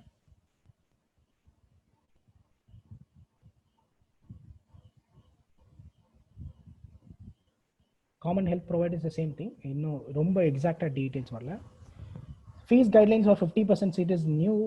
Now already it has regulations of 75% of the seats wide residue. ஏன்னா 75% of I don't know exactly இப்போ எவ்வளோ இருக்கு அப்படின்னு. பட் என்ன பிரச்சனை அப்படின்னா, இருக்க எந்த ரெகுலேஷனும் ப்ராக்டிக்கலாக ஒர்க் ஆகிறது கிடையாது. இப்போ உங்களுக்கே தெரியும் எவ்வளோ பிரைவேட் காலேஜில் எவ்வளோ ஃபீஸ் வாங்குறாங்க அப்படின்னு. கவர்மெண்ட் ஒரு ஃபீஸ் சொல்லுவாங்க, பட் அதே ஃபீஸ் தான் வாங்குறாங்களான்னா கிடையாது. It is generally which is charge much more higher then that. So அதனால தான் we are going to strictly enforce 50% of the சீட்டுக்கு வந்து up to 50% of the சீட்டுக்கு டெஃபினட்டா இதை கொண்டு வரணும் அப்படின்னு சொல்லி முடிவு பண்றோம்.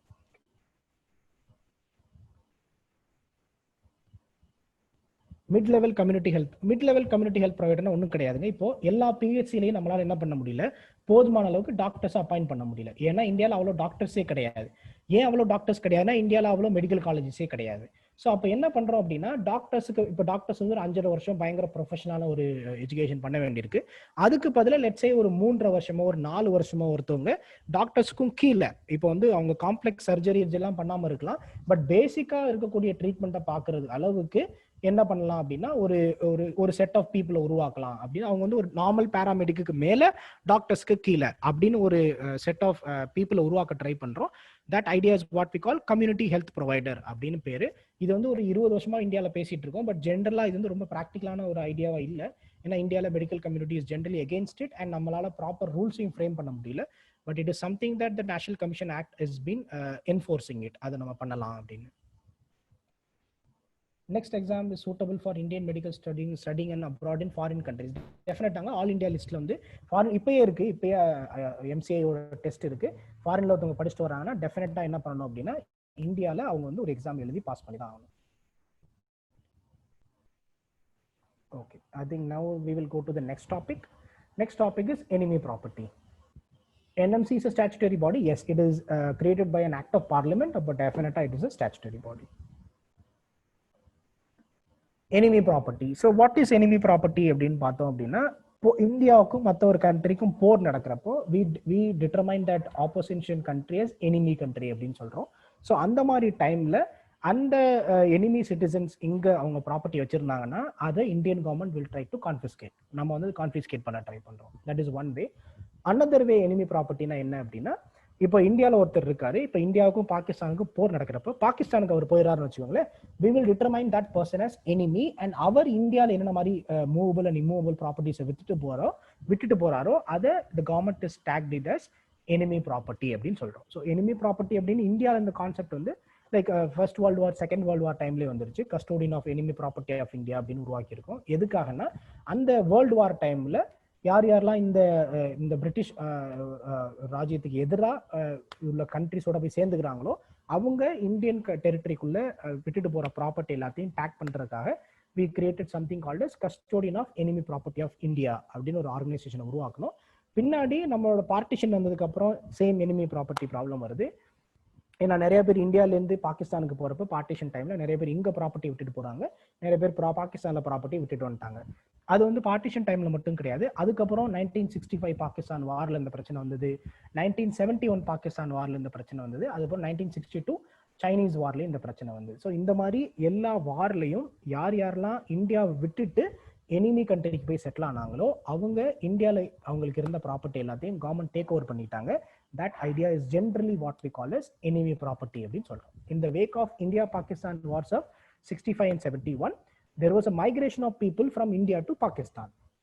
Under the Defense of India rules framed under the Defense of India Act 1962, the government of India took over such properties and the companies of those who took Pakistani nationality. So இது வந்து 1962ல China வார்க்காக கொண்டு வந்த act, defence of India act அப்படின்னு சொல்லிட்டு. So அந்த ஆக்ட்ல என்ன சொன்னோம்னா, இந்தியா ஒரு ஆக்டிவா ஒரு வார்ல இருக்கிறப்போ யார் யாரெல்லாம் அந்த எனிமி கிட்ட போய் சிட்டிசன்ஷிப் வாங்கிக்கிறாங்களோ அவங்க இந்தியாவில் விட்டுட்டு போன ப்ராப்பர்ட்டி எல்லாமே யாருக்கு சொந்தம்னா கவர்மெண்ட் ஆஃப் இந்தியாவுக்கு சொந்தம். அதை மேனேஜ் பண்றதுக்காக யார்கிட்ட அந்த பொறுப்பை கொடுத்தாங்கன்னா custodian of enemy property of India அப்படிங்கிற இன்ஸ்டிடியூஷன் கிட்ட இந்த பொறுப்பை கொடுத்தாங்க. The same was done for the property left behind by those who went to China after the 1962 China war. So general idea என்னன்னா 1962 China வாரா இருக்கலாம், 65 or 71 ஓட பாகிஸ்தான் வாரா இருக்கலாம். இந்த டைம்ல யார் யாரெல்லாம் இந்தியா விட்டுட்டு பாகிஸ்தான்லயோ இல்ல சைனாலயோ அந்த டைம்ல சிட்டிசன்ஷிப் வாங்கிட்டாங்களோ அவங்க இந்தியாவில் விட்டுட்டு போன ப்ராப்பர்ட்டிஸ் ஆகட்டும் இல்லை கம்பெனிஸ் ஆகட்டும் அது எல்லாம் கவர்மெண்ட் ஆஃப் இந்தியாவுக்கு சொந்தம் according to defence of India rules. அதை பார்த்துக்கிறதுக்கு உள்ள இன்ஸ்டிடியூஷனுக்கு பேர் தான் custodian of enemy property of India. ஞாபகம் வச்சுக்கோங்க, custodian of enemy property of India இந்தியாவோட சுதந்திரத்துக்கு முன்னாடி பிரிட்டிஷ்காரங்க உருவாக்கின ஒரு இன்ஸ்டிடியூஷன். அவங்க வந்து பார்ட்டிஷன்ல அந்த பிரச்சனையை பார்த்தாங்க, அப்புறம் 65ல பார்த்தாங்க, அப்புறம் 62ல பார்த்தாங்க, 71ல பார்த்தாங்க. இப்படி தொடர்ந்து எனிமி ப்ராப்பர்ட்டிஸ் எல்லாரும் யார் தான் பார்த்துக்கிறாங்கன்னா custodian of enemy property of India தான் பார்த்துக்கிறாங்க. The enemy properties were vested by the central government in the custodian of enemy property of India. The Enemy Property Act enacted in 1968. But இதுக்குன்னு ஒரு தனி act நம்ம எப்போ enact பண்றோம்னா 68ல தான் enact பண்றோம். Enemy Property Act provided for the continuous vesting of enemy property in the custodian of enemy property of India. So இந்த ஆக்ட்ல என்ன சொல்றாங்கன்னா, ஒரு enemy propertyன்னு ஒரு விஷயத்தை ப்ரூவ் பண்ணிட்டோம் அப்படின்னா அது யாரோட பொறுப்புல இருக்கும்னா custodian of enemy property of Indiaவோட பொறுப்புல இருக்கும். The central government through the custodian is in possession of enemy property spread across many states in the country. இந்தியாவில் இருக்கிற ஏகப்பட்ட ஸ்டேட்ஸ்ல இந்த எனிமி ப்ராப்பர்ட்டிஸ் இருக்கு. இது எல்லாம் யாருக்கு சொந்தம்னா சென்ட்ரல் கவர்மெண்ட்டுக்கு சொந்தம். யார் மூலியமா இதை கவர்ன் பண்றாங்கன்னா custodian of enemy property of India. Some movable properties too are categorised as enemy property. இப்போ ஒரு எனிமி ஃபார் எக்ஸாம்பிள் 1972 வார் நடந்துகிட்டு இருக்கப்போ இந்தியாவிலேருந்து ஒருத்தர் போய் பாகிஸ்தானில் செட்டில் ஆகிட்டாருன்னு வச்சுக்கோங்க. அவருக்கு ஒரு வீடு இருக்குது, ஒரு கார் இருக்குது, ஒரு ஷாப்பிங் காம்ப்ளெக்ஸ் இருக்குன்னா இந்த வீடு, இந்த காரு, இந்த ஷாப்பிங் காம்ப்ளெக்ஸ் இது எல்லாம் மூணுமே இப்போ என்ன ஆயிடுச்சுன்னா எனிமி ப்ராப்பர்ட்டி ஆயிடுச்சு. எனிமி ப்ராப்பர்ட்டினா யாருக்கு சொந்தம்னா சென்ட்ரல் கவர்மெண்ட்டுக்கு சொந்தம். இந்த ப்ராப்பர்ட்டியை மெயின்டைன் பண்ணுறது யாரோட வேலைன்னா custodian of enemy property of இந்தியாவோட வேலை. The amended law provided that enemy property shall continue to vest in custodian even. இப்போ என்ன அப்படின்னா 1968ல இந்த ஆக்டை கொண்டு வந்தோம். ஆக்ட் 1968ல கொண்டு வந்தோம். 1966ல நடந்த டாஷ்கண்ட் அக்ரிமெண்ட் டைம்ல கூட என்ன பண்ணோம் அப்படின்னா லால் பகதூர் சாஸ்திரியும் இப்போ அவரோட பாகிஸ்தானி கவுண்டர் பார்ட்டும் பேசினாங்க. இப்போ இந்த வார் டைம்ல நம்ம இப்போ விட்டுட்டு போன எனிமிஸ் இருக்காங்கல்ல, இப்போ அடுத்த கண்ட்ரிக்கு மைக்ரேட் ஆனவங்க, இந்த எனிமி கண்ட்ரிக்கு மைக்ரேட் ஆனவங்க அவங்களோட ப்ராப்பர்ட்டி எப்படி டீல் பண்றேன்னு 66ல கூட பேசணும். பட் 71ல என்ன பண்ணிட்டாங்க அப்படின்னா பாகிஸ்தான் அவங்க கிட்ட இருந்த எனிமி ப்ராப்பர்ட்டி எல்லாத்தையும் கம்ப்ளீட்டா சேல்ஸ் பண்ணி வேலையை முடிச்சிட்டாங்க. they don't have any property because they have disposed of all the enemy properties in Pakistan. But இந்தியாவில் என்ன பண்றோம்னா நம்ம அதை ஹோல்ட் பண்ணியிருக்கோம். பட் அதோட சேல்ஸ் அண்ட் ப்ரொசீடிங்ஸ் நம்ம பெருசா இன்ட்ரெஸ்ட் காட்டவே இல்லை. ஸோ கடந்த ஒரு 50-60 வருஷமாவே அது சும்மாவே தான் இருந்துட்டு இருக்கு அந்த ப்ராப்பர்ட்டிஸ். இதுல என்ன பிரச்சனை ஆயிடுச்சுன்னா சப்சிக்வெண்டா நிறைய பேர் என்ன பண்ணாங்கன்னா கோர்ட்ல கேஸ் போட்டாங்க. ஒன் கிளாசிக் எக்ஸாம்பிள் இஸ் ஒரு அப்பா இருப்பாரு, அவரோட ப்ராப்பர்ட்டியா இருக்கும், ஒரு 2-3 எனிமி ப்ராப்பர்ட்டி இருக்கும். அவர் வந்து என்ன பண்ணிருப்பாரு, பாகிஸ்தான்ல போய் சிட்டிசன்ஷிப் வாங்கி பாகிஸ்தான்ல செட்டில் ஆயிடுவார். அப்ப அவர் இந்தியாவில் விட்டுட்டு போன ப்ராப்பர்ட்டி எல்லாமே என்ன ஆயிரும்னா எனிமி ப்ராப்பர்ட்டி ஆஃப் இந்தியாவாயிடும். பட் அவருக்கு அவரோட டிசெண்டன்ஸ், அவரோட ஒய்ஃப் ஆகட்டும், அவங்களோட குழந்தைங்களாகட்டும் இந்தியாவில் இருக்கலாம்.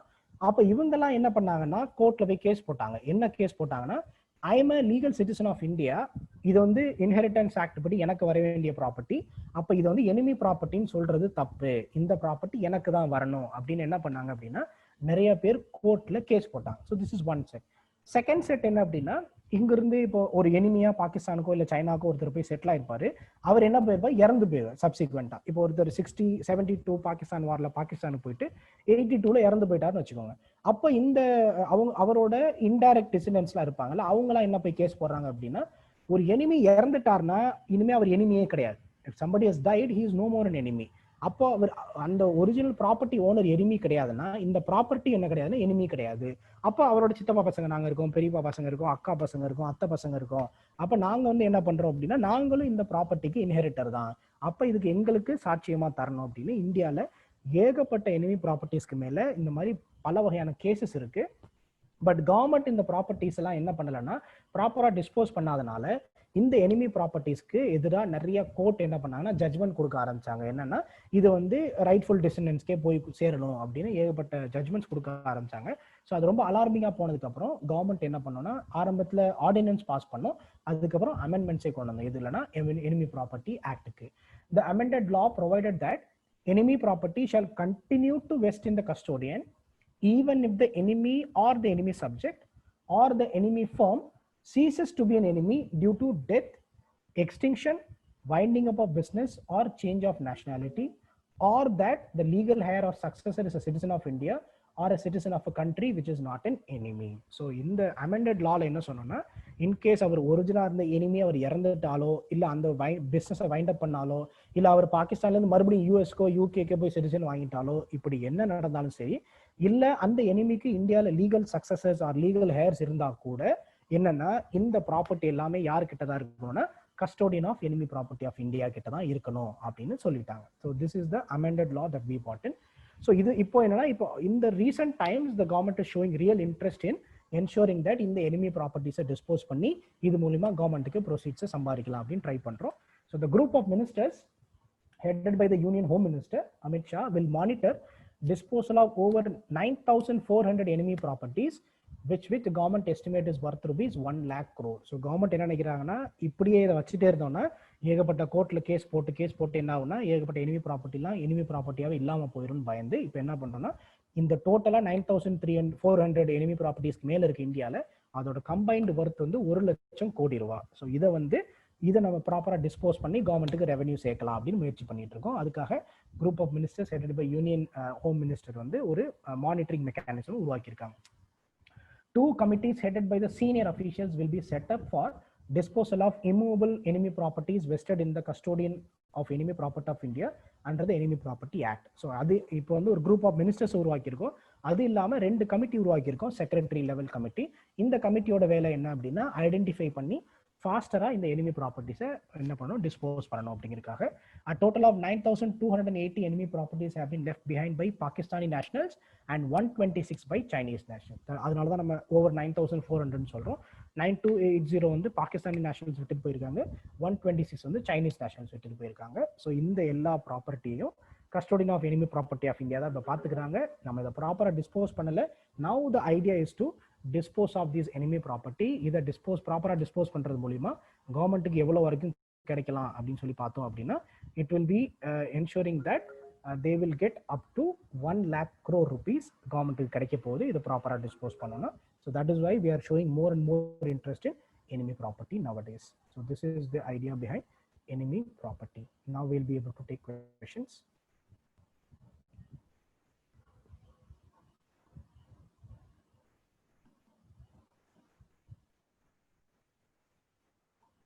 What about the relatives residing in India? Will they be enlisted as enemies or left free? இல்லைங்க, இது வந்து எனிமி யாருன்னா ஒரு individual.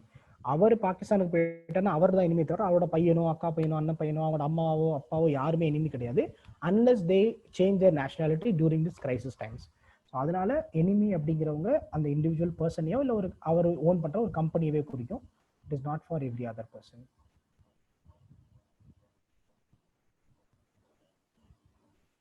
What happened when the enemy citizen returned to India after the war? இது வந்து இந்த ஒரு ஐடியால தான் நம்ம ரொம்ப நாளாக அதை விற்காமலே வச்சுட்டே இருந்தோம். பட் கடைசி வாரம் வந்து 71ல நடந்துச்சு. அதுக்கப்புறம் இப்போ 50 வருஷம் கழிச்சு யாராவது இந்தியாவுக்கு திரும்பி வர போறாங்களா அப்படின்னு பார்த்தா பெருசா கிடையாது. So that's why we decided to dispose of all the enemy property.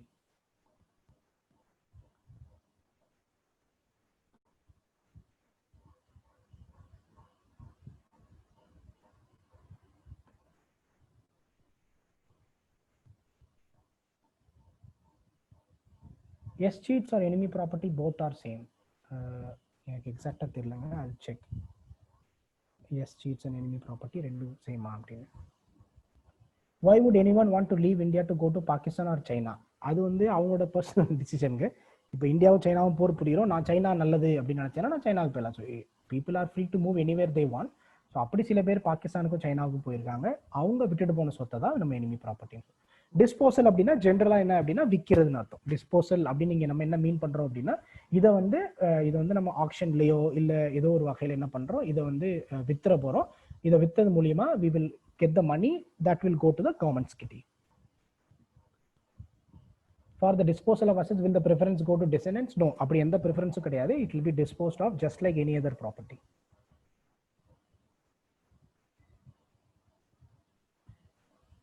It is only after independence only, sir, not for persons moved before independence. இந்த enemy property act வந்து இந்தியாவில் 1968ல கொண்டு வந்தோம். பட் பிரிட்டிஷ் காலத்திலேருந்தே custodian of enemy property of இந்தியாவில் இருக்காங்க. World war 2 டைம்லையும் கூட இங்கிருந்து வேற யாராவது ஒருத்தவங்க இப்போ ஜப்பானுக்கு ஓடி போயிட்டாங்க, இந்த மாதிரியான ஆப்போசிட் கண்ட்ரிக்கு ஓடி போயிட்டாங்க அப்படின்னா அவங்களோட ப்ராப்பர்ட்டியை custodian of enemy property of India தான் மேனேஜ் பண்ணிட்டு இருந்தாங்க. So this is a British concept. But இதுக்கு நம்ம தனியாக ஆக்ட் கொண்டு வந்து 1968ல. What are all the countries comes under enemy property or enemy nation? 62 war timeல சைனாக்கு போயிருந்தாலோ இல்ல 65 and 71 war timeல பாகிஸ்தானுக்கு போயிருந்தாலோ we call them as enemy. ஏன்னா நம்ம மொத்தம் 3 வார் தான் பண்ணியிருக்கோம். இந்த 3 கண்ட்ரி, இந்த 3 சிச்சுவேஷனை தான் நம்ம enemy situation அப்படின்னு சொல்றோம்.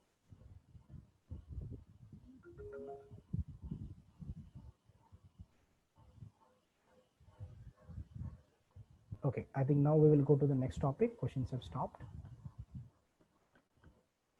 Okay, next topic is Paisa portal. So Paisa portal இந்த வருஷம் 2-3 விஷயத்துக்காக it is in news, so it is an important thing to study. So Paisa portal அப்படின்னா என்ன அப்படின்னா there is something called as National Urban Livelihood Mission. Okay, Deen Dayal Antyodaya Yojana, national urban livelihood mission. இந்தியாவில் one of த பெக்யூலாரிட்டி என்ன அப்படின்னா கிராமத்தில் கூட வந்து இப்போ ஒருத்தவங்க வந்து பிலோ பாவர்ட்டி இருக்காங்க அப்படின்னா போதுமான அளவுக்கு ரிசோர்ஸ் இருக்கு, இல்லை எம்ஜினியரிங்கா ஸ்கீம் இருக்கு, இல்லை வந்து ஏதோ ஒரு வகையில் ஒரு ஃபிசிக்கல் ஒர்க்குக்கு ஒருத்தவங்க படிக்கலை, அவங்களுக்கு எந்த ஸ்கில்லுமே இல்லைன்னா கூட ஏதோ ஒரு ஃபிசிக்கல் ஒர்க்குக்கு போய் நிறைய விஷயங்களை வந்து அவங்களால ஆக்சஸ் பண்ணிக்க முடியுது. பட் நம்மளோட நிறைய ரிசர்ச்ல என்ன கண்டுபிடிச்சோம்னா அர்பன் ஏரியாவில் இருக்க போர் தான் இருக்கிறதுலே ரொம்ப பாதிக்கப்பட்டவங்க அப்படின்னு கண்டுபிடிக்கிறோம். ஏன்னா அவங்களுக்கு இப்போ ஒரு கிராமத்துல ஒருத்தவங்களுக்கு வந்து நிறைய சப்போர்ட் பண்ணிப்பாங்க, நிறைய ஹெல்ப் இருக்கும், ஏதோ ஒரு வேலை பார்க்கலாம், இல்லை எம்ஜினியரிங்கா வேலைக்கு போய் சம்பாதிக்கலாம், இப்படி நிறைய ஆப்பர்ச்சுனிட்டிஸ் இருக்கு. பட் அர்பன் புவருக்குன்னு நம்ம பெரிய லெவலில் என்ன பண்ணலன்னா பெருசாக ஸ்கீம்ஸே இம்ப்ளிமெண்ட் பண்ணலை. ஸோ அந்த ஐடியா கீழே நம்ம கொண்ட மெயின் ஐடியாவுக்கு பேர் தான் என்ன அப்படின்னா Deen Dayal Antyodaya Yojana, that is national urban livelihood mission. So இதோட ஐடியா என்னன்னா அர்பன் ஏரியாஸ்ல இருக்கக்கூடிய புவர் பீப்புளுக்கு அவங்களோட லைவ்லிஹுட்டை என்ஷூர் பண்றதுக்காக நம்ம நிறைய ஹெல்ப் பண்றோம். That idea is what we call Deen Dayal Antyodaya Yojana national urban livelihood mission. இதுக்கு கீழே தான் இந்த பைசா போர்ட்டல் வருது. PAiSA portal is a centralized electronic platform of processing interest subvention on bank loans to beneficiaries under Deen Dayal Antyodaya Yojana National Urban Livelihood Mission. So இந்த idea என்ன அப்படின்னா இந்த national urban livelihood மிஷனுக்கு கீழே இவங்களுக்கு தேவையான மைக்ரோ கிரெடிட்ஸை பேங்க்ஸ் கிட்ட collateral இல்லாமல் யார் வாங்கி தராங்கன்னா கவர்மெண்டோட இனிஷியேட்டிவ் இது. பேங்க்ஸ் வந்து கொலாட்ரல் இல்லாமல் சின்ன சின்ன லோன் 10,000 20,000 இந்த மாதிரி லோனை வந்து ஜென்ரலாக அப் டு 10,000. ஸோ இந்த மாதிரி சின்ன சின்ன லோன்ஸை வந்து கொலாட்ரல் இல்லாமல் யாருக்கு கொடுக்கணும்னா இந்த லைவ்லிஹுட் தேவைப்படுற பீப்புளுக்கு கொடுக்கணும். That is the idea behind national urban livelihood mission. இதை வந்து பேங்க்ஸ் மூலியமா நம்ம என்ன பண்றோம் அப்படின்னா இந்த லோன்ஸை மொபிலைஸ் பண்ணி கொடுக்குறோம். இந்த லோன்ஸுக்கு we have something called as interest subvention. Interest subvention என்னன்னா இந்த லோனுக்கு let us say it is 11% loan வச்சுக்கோங்களேன். ஒரு எக்ஸாம்பிளுக்கு இது வந்து 11% லோன் அப்படின்னா கவர்மெண்ட் என்ன சொல்லிடுவாங்கன்னா யார் யாரெல்லாம் இதோட பிரின்சிபலை ஒழுங்கா திருப்பி அடைக்கிறாங்களோ, யார் யாரெல்லாம் இதோட இன்ட்ரெஸ்ட்டை ஒழுங்கா திருப்பி அடைக்கிறாங்களோ, டைம்லியா ப்ராப்பரா இந்த கடனை திருப்பி அடைச்சிட்டாங்க அப்படின்னா அவங்க 11% இன்ட்ரெஸ்ட் கட்டியிருப்பாங்க இல்லையா, அதுல ஒரு 7% கவர்மெண்ட் என்ன பண்ணுவாங்கன்னா அவங்களோட பேங்க் அக்கௌண்ட்டுக்கு இந்த இன்ட்ரெஸ்ட்டை டிரான்ஸ்ஃபர் பண்ணிடுவாங்க. எதுக்காக டிரான்ஸ்ஃபர் பண்றாங்க அப்படின்னு சொல்லி பார்த்தோம்னா தட் இஸ் ensure that இவங்க வந்து ஒழுங்கா நியாயமா இந்த பணத்தை திருப்பி பே பண்றாங்க அப்படின்னா அந்த மாதிரியான பீப்புளை நம்ம இன்னும் என்கரேஜ் பண்ணணும். அதுக்காக உள்ள ஸ்கீமுக்கு பேர் தான் இன்ட்ரெஸ்ட் சப்வென்ஷன் ஸ்கீம். ஸோ இது நிறைய ஸ்கீம்ஸ்ல இருக்கு. அந்த மாதிரி எந்த ஸ்கீம்ல இருக்குன்னா நேஷனல் அர்பன் லைவ்லிஹுட்ஸ் மிஷன்ல இருக்கு. ஸோ இந்த மிஷன் யார் யாரெல்லாம் பேங்க் லோன் வாங்கி அவங்களோட லைவ்லிஹுட்டை இம்ப்ரூவ் பண்ண ட்ரை பண்றாங்களோ அவங்க பேங்க் லோன்ஸ் ப்ராப்பரா அடைச்சிட்டாங்க அப்படின்னா அவங்க பே பண்ண இன்ட்ரெஸ்ட் ரேட்ல ஒரு குறிப்பிட்ட பெர்சன்டேஜ் என்ன பண்ணுவாங்கன்னா திருப்பி அவங்க பேங்க் அக்கௌண்ட்டுக்கு கொடுத்துருவாங்க. That idea is what we call interest subvention scheme. இந்த இன்ட்ரெஸ்ட் சப்வென்ஷனை ப்ராப்பரா வந்து அசஸியோட பேங்க் லோனுக்கு பேங்க் அக்கௌண்ட்டுக்கு போகுதா பண்ண சென்ட்ரலைஸ்ட் பிளாட்ஃபார்முக்கு பேர் தான் பேசா போர்ட்டல் அப்படின்னு சொல்றோம். இந்த பேசா போர்ட்டல் மூலியமா தான் என்ன பண்ணுது, அதெல்லாம் ஒழுங்கா லோனை டைம்ல கட்டி முடிச்சிட்டாங்களோ அவங்க பே பண்ண இன்ட்ரெஸ்ட்ல ஒரு குறிப்பிட்ட காம்பனண்டா கவர்மெண்ட் அவங்களுக்கு திருப்பி தர்றாங்க. அந்த தரக்கூடிய போர்ட்டலுக்கு பேர் தான் PAiSA portal. Portal for affordable credit and interest subvention access, இதுதான் பேசா அப்படிங்கிறதோட abbreviation. Portal for affordable credit and interest subvention access was launched in November 26, 2008. Paisa portal launch பண்ணோம். Paisa portal was launched on November 26, 2018. The web portal was built and developed by Allahabad Bank. இந்த போர்ட்டலோட nodal agency யாருன்னா Allahabad bank தான் இதை design பண்றாங்க. இப்போ எதனால இது நியூஸ்ல பாக்குறோம் அப்படின்னா, இப்போ ரீசெண்டா இந்த COVID-19 இம்பாக்டுக்கு அப்புறம் நிறைய குரூப்ஸ்க்கு வந்து கவர்மெண்ட் என்ன பண்ணாங்கன்னா நிறைய பணம் கொடுக்க ட்ரை பண்ணாங்க. அந்த பணத்தை எது மூலியமா டிஸ்ட்ரிபியூட் பண்ணாங்கன்னா போர்ட்டல் மூலியமா. That is one current affairs. And another important current affairs why we are studying PAISA portal பார்த்தோம்னா, Deen Dayal Antyodaya Yojana National Urban Livelihood Mission has been conferred prestigious Scoch governance for its portal for affordable credit and interest subvention access. இந்த PAISA portal ஒரு ரொம்ப schema இருக்கு. அசஸிஸ்க்கு எந்த ஒரு தொல்லையும் இல்லாம டைம்லியா அவங்களோட பெனிஃபிட்ஸ் அவங்களுக்கு போய் சேருது அப்படின்னு இதுக்காக ஸ்கோச் கவர்னன்ஸ் கோல்டு அவார்டு அப்படின்னு ஒரு அவார்டு கொடுத்துருக்காங்க. இந்த ஸ்கோச் யார் அப்படின்னா என்ஜிஓ. இவங்க வந்து என்ன பண்றாங்க அப்படின்னா கவர்னன்ஸ் ரிலேட்டடான ஒரு என்ஜிஓ. இவங்க வந்து இயர்லி என்ன பண்ணுறாங்க, எதெல்லாம் கவர்மெண்டோட பெஸ்ட் கவர்மெண்ட் இனிஷியேட்டிவோ, அதை கவர்மெண்டோட இனிஷியேட்டிவா இருக்கலாம் இல்லை பிரைவேட்டோட இனிஷியேட்டிவா இருக்கலாம், இந்தியாவில் கவர்னன்ஸை இம்ப்ரூவ் பண்றதுக்காக இனிஷியேட்டிவ் எடுக்கிறாங்களோ அதை அனலைஸ் பண்ணி அவார்ட் தர்றாங்க. அப்படி 20 ஸ்கோச் கவர்னன்ஸ் கோல்டு அவார்டு எதுக்கு தர்றாங்கன்னா இந்த பேசா போர்ட்டலுக்காக தர்றாங்க. So it is not an award that given by the கவர்மெண்ட்டுக்கு கொடுக்கறது கிடையாது. ஒரு என்ஜிஓ கவர்மெண்டோட இந்த சக்சஸை பார்த்துட்டு இந்த பேசா போர்ட்டலுக்காக இந்த அவார்டு கொடுத்துருக்காங்க. அதனாலையும் பேசா போர்ட்டல் becomes important. கொஸ்டின் ரொம்ப சிம்பிளா தான் இருக்கும் கேட்டா. பேசா portal is related to consider the following statements regarding பேசா portal. Number 1, it is a portal that is a centralized electronic platform for processing interest subvention. First statement. Second statement, it is developed by Reserve Bank of India அப்படின்னு option கேட்டாங்கன்னா second option தப்பு. ஏன்னா அது யார் develop பண்ணாங்கன்னா Allahabad bank. இது எந்த scheme கீழே வருதுன்னா Deen Dayal Antyodaya national urban livelihood mission கீழே வருது. நம்மளோட ஐடியா என்னன்னா யாரெல்லாம் ஒழுங்கா லோன் எடுத்து அதை நேர்மையா திரும்ப கட்டுறாங்களோ அவங்க பே பண்ற இன்ட்ரெஸ்ட் ரேட்டை அவங்களுக்கு பெனிஃபிட்டா திருப்பி தரணும். அவங்க பே பண்ண இன்ட்ரெஸ்ட் ரேட்ல ஒரு பெர்சன்டேஜ் அவங்களுக்கே பெனிஃபிட்டா திருப்பி தரணும். ஸோ தட் இதோட பெரிய அட்வான்டேஜ் என்னன்னா, ஒன்ஸ் ஒரு சின்ன லோன் எடுத்து ப்ராப்பரா கட்டிட்டீங்கன்னு வச்சுக்கோங்களேன். இப்போ நம்ம கிரெடிட் ஸ்கோர் அப்படின்லாம் சொல்றோம்ல, ஏழைங்களோட மெயின் பிரச்சனைனா அவங்களுக்கு கெப்பாசிட்டி கிடையாது பெரிய லோன் வாங்குறதுக்கு.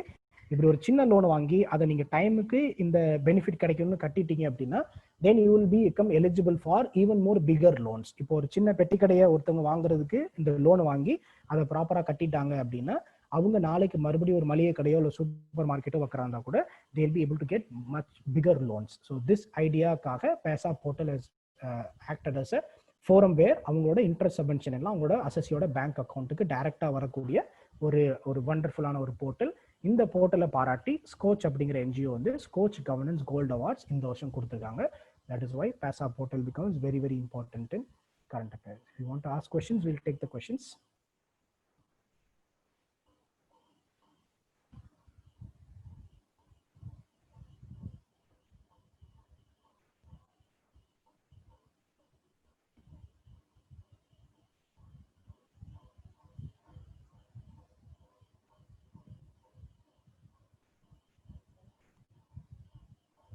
Interest subvention of 2%, what does it mean அப்படின்னா என்னன்னா, ஃபார் எக்ஸாம்பிள் இப்போ இந்த அந்தோதயா அன்ன யோஜனா கீழே ஒருத்தவங்க லோன் வாங்குறாங்க. அந்த லோனுக்கு வந்து 9% இன்ட்ரெஸ்ட் ரேட்னு வச்சுக்கோங்க. ஸோ அந்த 9% இன்ட்ரெஸ்ட் ரேட் பிளஸ் பிரின்சிபலை இஎம்ஐல பே பண்ணணும். லெட் சே 10 இஎம்ஐஸ்னு வச்சுக்கோங்களேன். அந்த 10 இஎம்ஐல நீங்க கரெக்டா அமௌண்ட்டை பே பண்ணி அந்த லோனை கம்ப்ளீட் பண்ணிட்டீங்கன்னு வச்சுக்கோங்களேன். இப்போ நீங்க 9% இன்ட்ரெஸ்ட் ரேட் பே பண்ணிருக்கீங்க. இப்போ government decides you will be getting 5% interest subvention. அப்படின்னா என்ன அர்த்தம் அப்படின்னா, நீங்க பே பண்ண இந்த 9% இன்ட்ரெஸ்ட்ல என்ன பண்ணுவாங்கன்னா, நீங்க 9% இன்ட்ரெஸ்ட் பே பண்ணிருக்கீங்க. 9% இல்லாம அதுல அந்த 9% இன்ட்ரெஸ்ட்ல 5% எவ்வளவுன்னு பார்ப்பாங்க. 5% இப்போ 2% இன்ட்ரெஸ்ட் சப்வென்ஷன், 5% இன்ட்ரெஸ்ட் சப்வென்ஷன்னா நீங்க பே பண்ணது 9%, அதில் என்ன பண்ணுவாங்கன்னா நீங்கள் பே பண்ண அந்த 9%ல அந்த 9%க்கு பதிலாக 5% அமௌண்ட் எவ்வளோன்னு கணக்கு பண்ணுவாங்க. அந்த 5% அமௌண்ட்டை உங்கள் லோன்லேயே உங்களோட பேங்க் அக்கௌண்ட்டுக்கு போட்டு விட்டுருவாங்க. This idea is what we call interest subvention scheme. Interest subvention ஸ்கீம்னா நீங்கள் பேங்க்குக்கு அவங்க என்ன ரேட்டில் நீங்கள் லோன் வாங்கினீங்களோ அதை திருப்பி பே பண்ணிடுவீங்க. நீங்கள் ஒழுங்காக ப்ராப்பராக பே பண்ணிட்டீங்களா அப்படின்னு பார்த்துட்டு நீங்கள் ஒழுங்காக பே பண்ணதுக்கு ஒரு அட்வான்டேஜாக கவர்மெண்ட் என்ன பண்ணுவாங்கன்னா, இப்போ ஃபார் எக்ஸாம்பிள் நான் வந்து ஒரு 10%ல ஒரு 100 ரூபாய்க்கு நான் லோன் வாங்கியிருக்கேன். அதுக்கு 10% நான் இன்ட்ரெஸ்ட் கட்டணும்னு வச்சுக்கோங்க. 100 ரூபாய்க்கு 10%னா 10 ரூபா. அப்போ நான் என்ன பண்ணணும், 100 ரூபாய் பிரின்சிபல் பிளஸ் 10 ரூபாய் இன்ட்ரெஸ்ட், 110 ரூபாயை நான் திரும்பி பே பண்ணிடுவேன். நான் இதை ஒழுங்காக திரும்ப பே பண்ணிட்டான்னு பார்த்துட்டு கவர்மெண்ட் எனக்கு ஒரு 5% இன்ட்ரெஸ்ட் சப்வென்ஷனாக என்ன அர்த்தம்னா, நான் பே பண்ண 110 ரூபாயில் நான் பே பண்ண இந்த 10% பே பண்ணியிருக்கேன், 10 ரூபா அமௌண்ட்டை பே பண்ணியிருக்கேன். 5% இன்ட்ரெஸ்ட் சப்வென்ஷன் என்னன்னா, இப்போ நான் பே பண்ண 10 ரூபாயில பாதி, தட் இஸ் 5%, 5 ரூபாயை என்னோட அக்கௌண்ட்டுக்கு கவர்மெண்ட் வந்து என்ன பண்ணிடுவாங்க, கிரெடிட் பண்ணிடுவாங்க. This idea is what we call interest subvention அப்படின்னு சொல்றோம். இது அக்ரிகல்ச்சர் லோனுக்கு இருக்கு, எம்எஸ்எம்இ லோன்ஸ்க்கு இருக்கு, இப்படி நிறைய லோன்ஸ்க்கு இருக்கு. அதே மாதிரி எதுக்கு இருக்குன்னா, இந்த நேஷனல் அர்பன் லைவ்லிஹுட் மிஷன் கீழே வர லோன்ஸ்க்கு இருக்கு.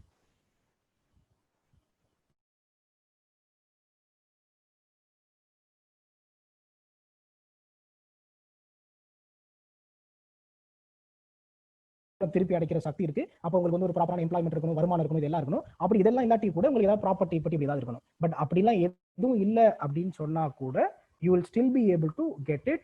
எதுனா collateral free loan. collateral free loan government சொல்லிடுவாங்க, இந்த பர்சன்டேஜ் ஆஃப் அமௌண்ட்டுக்கு வாங்குறதுக்கு என்ன பண்ணணும் அப்படின்னா, you will be able to get it without any security or collateral. That is what you call collateral free loan. Scoach is an international NGO or any kind of global institution கிடையாது. It's an Indian NGO. Scoach is definitely an Indian NGO. It's not an international NGO. Now we will go to the next topic. That is PM Kisan. Okay, so PM Kisan இந்த வருஷத்தோட one of the prominent current affairs, polity, social current affairs. So Pradhan Mantri Kisan Samman Nidhi.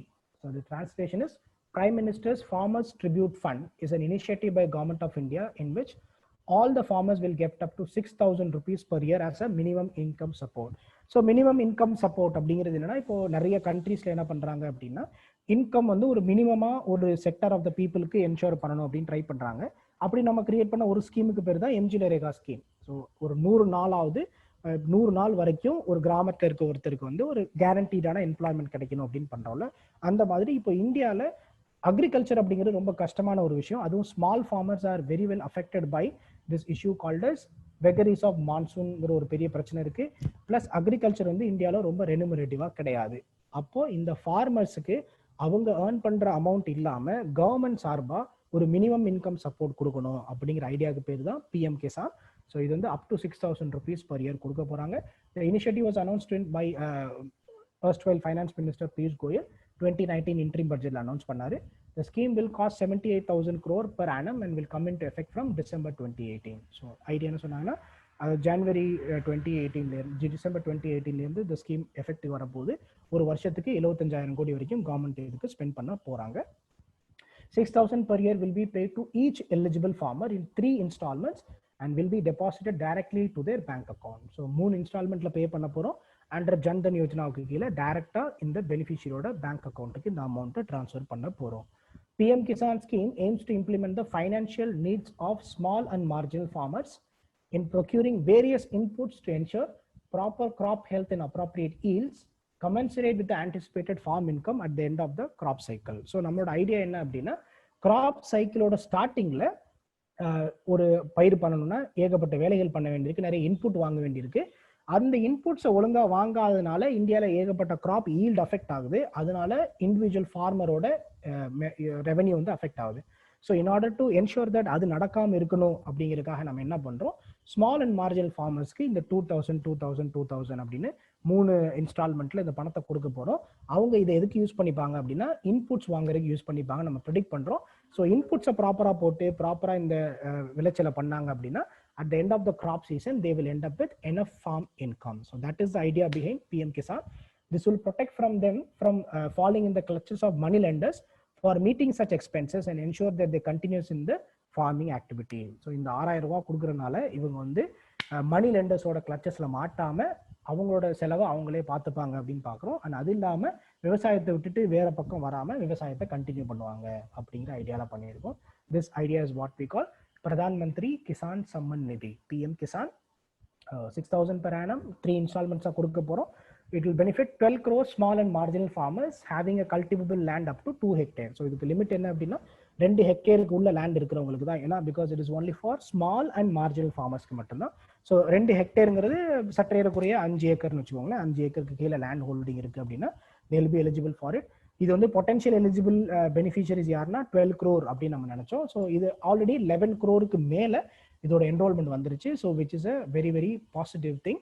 இந்தியாவில் ஃபார்மர்ஸ்க்கு income சப்போர்ட்டுக்கு PM Kisan is consider to be a very flagship scheme and இது வந்து ரொம்ப ஒரு much needed scheme also. So this idea is what we call PM Kisan. Okay, if anybody wants to ask question they can ask.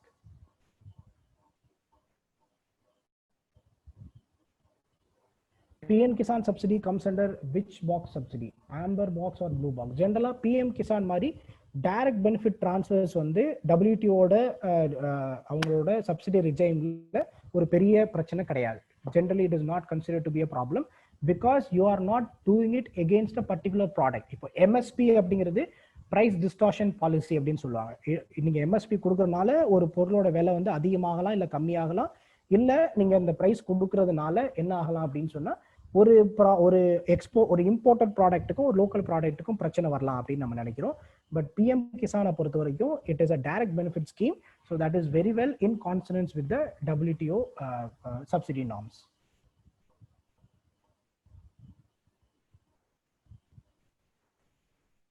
Open to all or small and marginal? It is only for small and marginal farmers. General idea என்ன அப்படின்னா 2 ஹெக்டேருக்கு கீழே land இருக்கணும் அப்படிங்கிறது. that is the original idea that we started the scheme. But after that the extension scheme, இதுக்கு வந்து நிறைய extensions கொண்டு வந்திருக்காங்க. அதை நீங்க செக் பண்ணிக்கோங்க. because I tried to check it but I couldn't get a comprehensive idea. So prelims போறதுக்கு முன்னாடி செக் பண்ணிக்கோங்க என்ன மாதிரி எக்ஸ்டென்ஷன் பண்ணிருக்காங்க அப்படின்னு.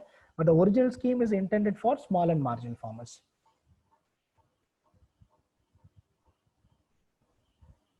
Why is it in news now அப்படின்னா நிறைய விஷயத்துக்காக நியூஸ்ல இருக்கு. ஏன்னா நம்ம 2019ல இதை கொண்டு வந்திருந்தா கூட இதோட ஆக்சுவல் இம்ப்ளிமெண்டேஷன் வந்து the second half of 2019க்கு அப்புறம் தான் ஸ்டார்ட் ஆச்சு, which is very well within our இந்த ப்ரிலிம்ஸோட டைம்ல இருக்கு. ஓகே,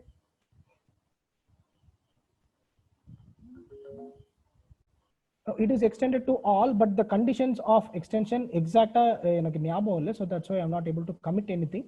ஏன் இது வந்து எக்ஸாக்டா சொல்றோம் அப்படின்னு சொல்லிட்டு. but even then there are certain conditions applicable there, but அது வந்து ரொம்ப most of the restrictive conditions நம்ம எடுத்துட்டோம்.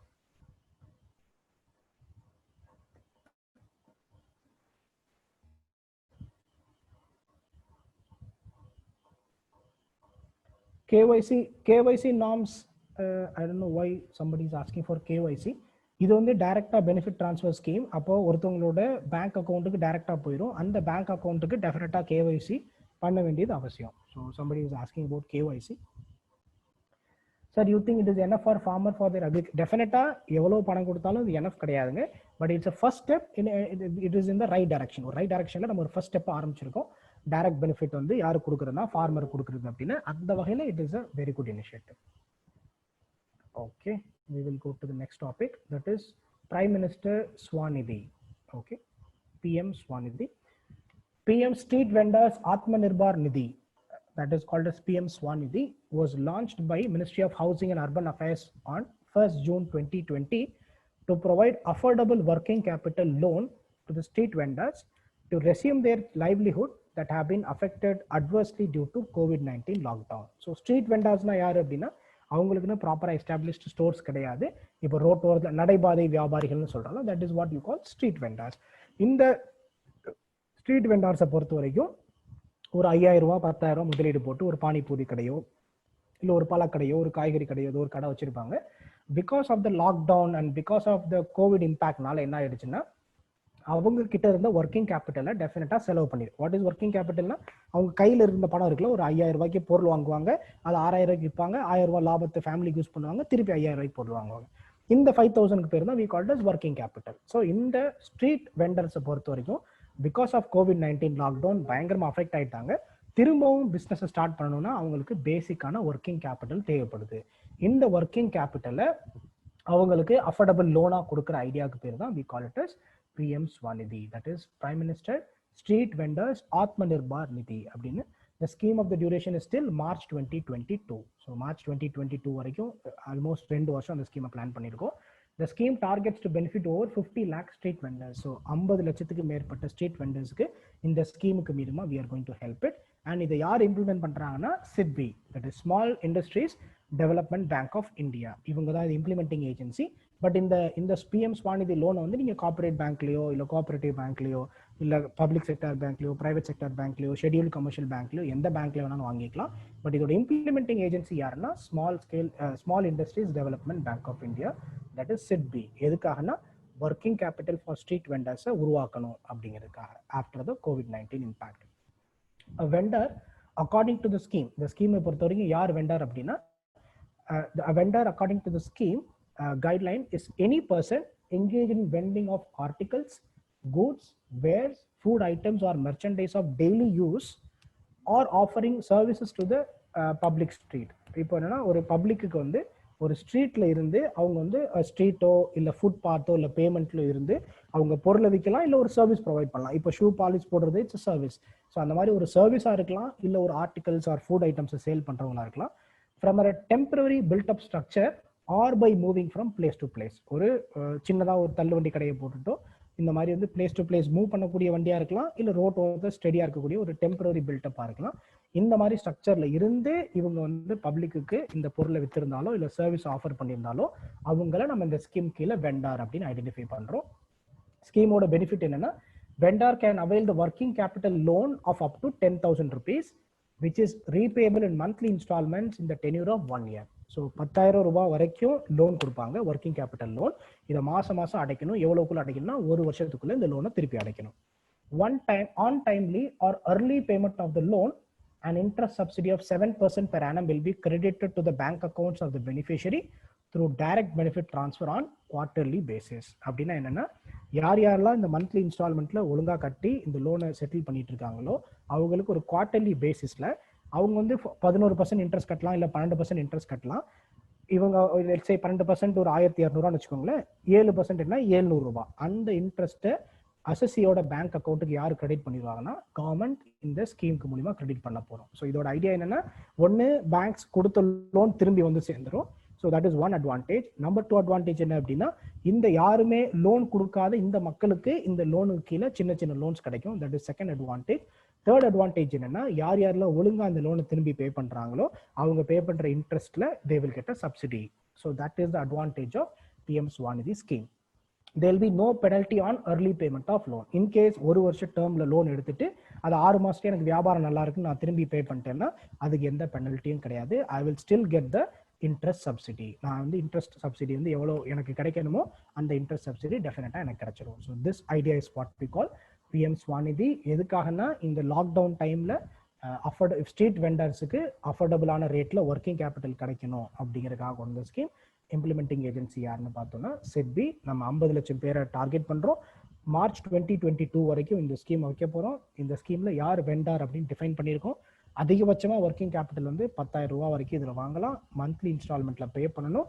1 இயர் டென்யூருக்கு லோன் தருவாங்க. ஒழுங்கா இந்த லோனை டைமுக்கு பே பண்ணாலோ இல்லை அர்லியராகவோ பே பண்ணிட்டாலோ இன்ட்ரெஸ்ட் சப்சிடி வந்து 7% பெர் ஆனம் அவங்களுக்கு கொடுத்துருவாங்க. So this idea is what we call as PM Svanidhi scheme. இந்த லாக்டவுன் டைம்ல போட்ட ரொம்ப ரெலவெண்டான ரீசெண்டான ஸ்கீம்ன்றனால it becomes very important. Why only till 2022? ஏன் அப்படின்னா இது வந்து கோவிட்காக நம்ம ஸ்பெஷலாக டிசைன் பண்ண ஒரு ஸ்கீம். அதனால 2022 சொல்றோம். மேபி ஃபியூச்சர்ல என்ன பண்ணலாம் அப்படின்னா it can be extended also.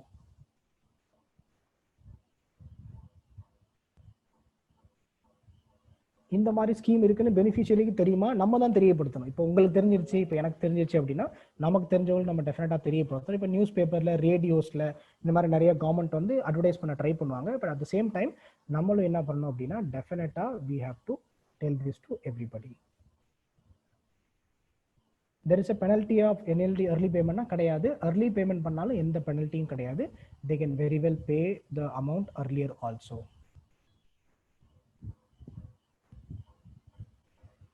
Sir, please clarify, once a person repays the loan amount, how does an interest subsidy benefit him? I'll tell you again. Let us say நான் 10,000 ரூபாய் பணம் வாங்கியிருக்கேன்.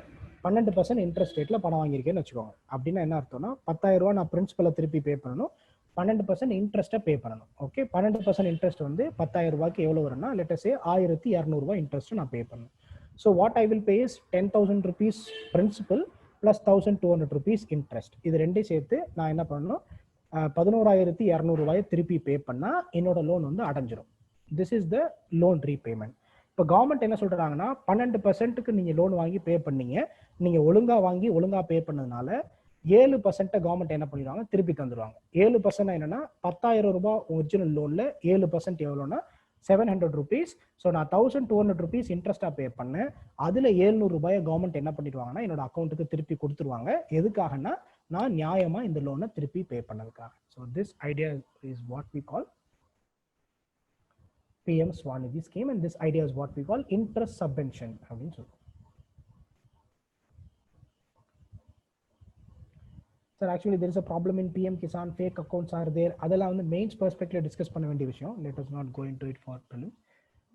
ரைத்த பந்து, காலியா ஸ்கீம்ஸ் இதெல்லாம் வந்து PM கிசானோட ஸ்டேட் இனிஷியேட்டிவ். ஸ்டேட் லெவல்ல நிறைய ஸ்டேட்ஸ் வந்து இப்போ ரைத்த பந்து, காலியா ஸ்கீம் அப்படின்னு ஒடிசா, தெலுங்கானா, ஆந்திர பிரதேஷ் மாதிரி நிறைய ஸ்டேட்ஸ் கொண்டு வந்திருந்தாங்க. அந்த மாடல்ல தான் நம்ம சென்ட்ரல் கவர்மெண்ட் வந்து PM கிசான் கொண்டு வந்தாங்க. In some banks they are asking surety sign of 2 members in the same bank. Is that a provision in the scheme? PM Swanidhi கீழ எனக்கு தெரிஞ்ச அப்படி ஒரு ப்ரொவிஷன் இருக்க கூட வாய்ப்பு இல்லை. Maybe it's for some other loans. What is the purpose and role of implementing agency? இந்த implementing agencyயோட purpose and role என்ன அப்படின்னா, இவங்க மூலியமா தான் இந்த ஃபண்ட் வந்து பேங்க்ஸுக்கு போய் சேரும். அண்ட் இவங்க மூலியமா தான் இந்த ரூல்ஸ் அண்ட் ரெகுலேஷன்ஸ் எல்லாத்தையும் பேங்க்குக்கு போய் சேரும் சிட்பி மூலியமா. இந்த சிட்பி என்ன பண்ணுவாங்க அப்படின்னா, இந்த இவங்களோட பேங்க் அக்கௌண்ட்டுக்கு ப்ராப்பரா இந்த இன்ட்ரெஸ்ட் சப்வென்ஷன் போய் சேருதா அப்படின்னு பார்ப்பாங்க. So that is the role of an implementing agency or overseeing agency.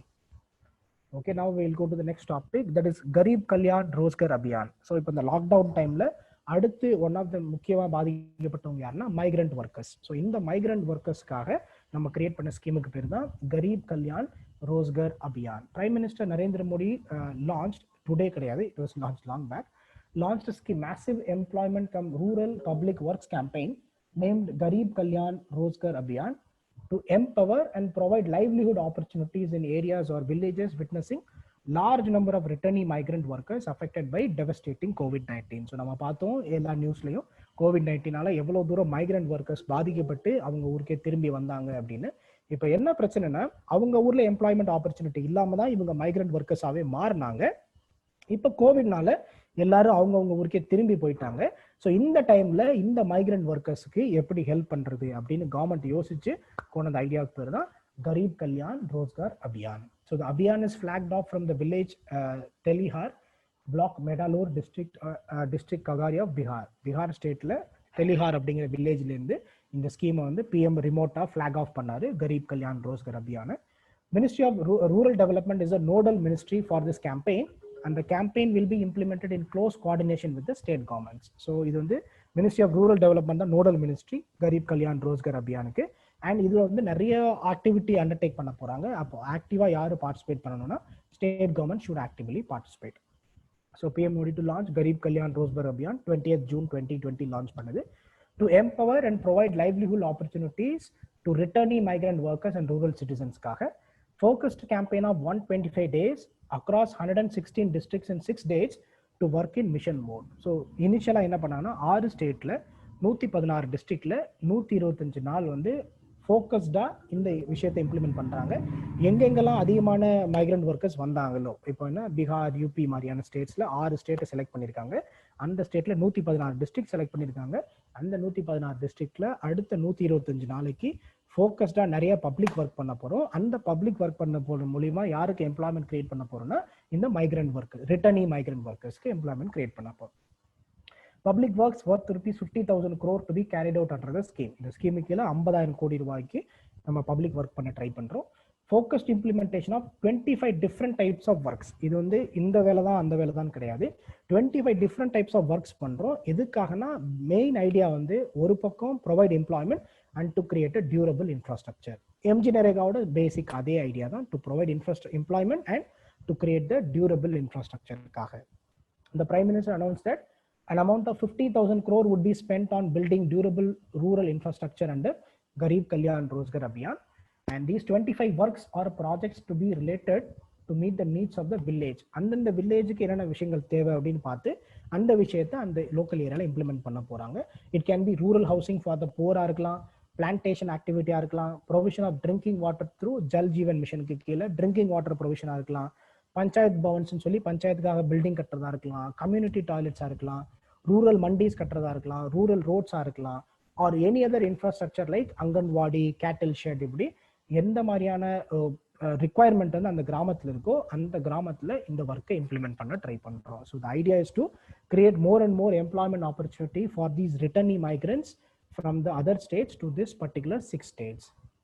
The basket of wide variety of works will ensure that each migrant worker is able to get an opportunity of employment according to his skill in the coming 125 days. So idea என்ன, இந்த June 20க்கு அப்புறம் ஒரு 125 நாளைக்கு அவங்களுக்கு என்ன மாதிரி skill இருக்கோ அதை பொறுத்து அவங்களுக்கு எப்படியாவது எம்ப்ளாய்மெண்ட்டை உருவாக்கணுங்கிறது idea. The program will also prepare for expansion and development of livelihoods over the longer term. So இதோட ஐடியா என்னன்னா, இதை நம்ம வந்து ஒரு 125 டேஸ்க்கான ஒரு ஸ்கீமா இம்ப்ளிமெண்ட் பண்றோம். But the programme will prepare for expansion and development of livelihoods over longer period of time. Once இது சக்ஸஸ்ஃபுல்லா வந்துருச்சு அப்படின்னா, இன்கேஸ் கோவிடோட இம்பாக்ட் குறையல அப்படின்னா நம்ம இதை ஃபர்தரா எக்ஸ்பேண்ட் பண்ணி இன்னும் லாங்கரா லைவ்லிஹுட்ஸை நம்ம சஸ்டெயின் பண்றதுக்கு இந்த இனிஷியேட்டிவ் யூஸ் பண்ணிக்கலாம். So this idea is what we call Garib Kalyan Rozgar Abhiyan. So இது வந்து ரிட்டர்னிங் மைக்ரண்ட் லேபர்ஸ்க்காக COVID-19 கொண்டு வந்தது. தென் PM ஸ்வாநிதி எதுக்காகனா, யார் யாரெல்லாம் வந்து ஸ்ட்ரீட் வெண்டர்ஸா இருக்காங்களோ அவங்களுக்காக COVID-19 டைம்ல கொண்டு வந்தது. PM கிசான் வந்து அக்ரிகல்ச்சர் ஃபார்மர்ஸ்க்காக கொண்டு வந்தது. And so these are the some of the initiatives that we have taken after the impact of COVID in India. So இதில் I have touched upon most of the fact based current affairs topics for prelims 2020. So என்னோட class is getting ending today. With this we are going to end the classes. And இதுக்கு அப்புறம் Karthik sir might take a class on some other broader topics in polity, but polity oda facts based topics வந்து we have concluded here for this year. சில acts, enemy property, இந்த மாதிரி சில விஷயங்களை cover பண்ணிட்டோம். Now you can ask your questions.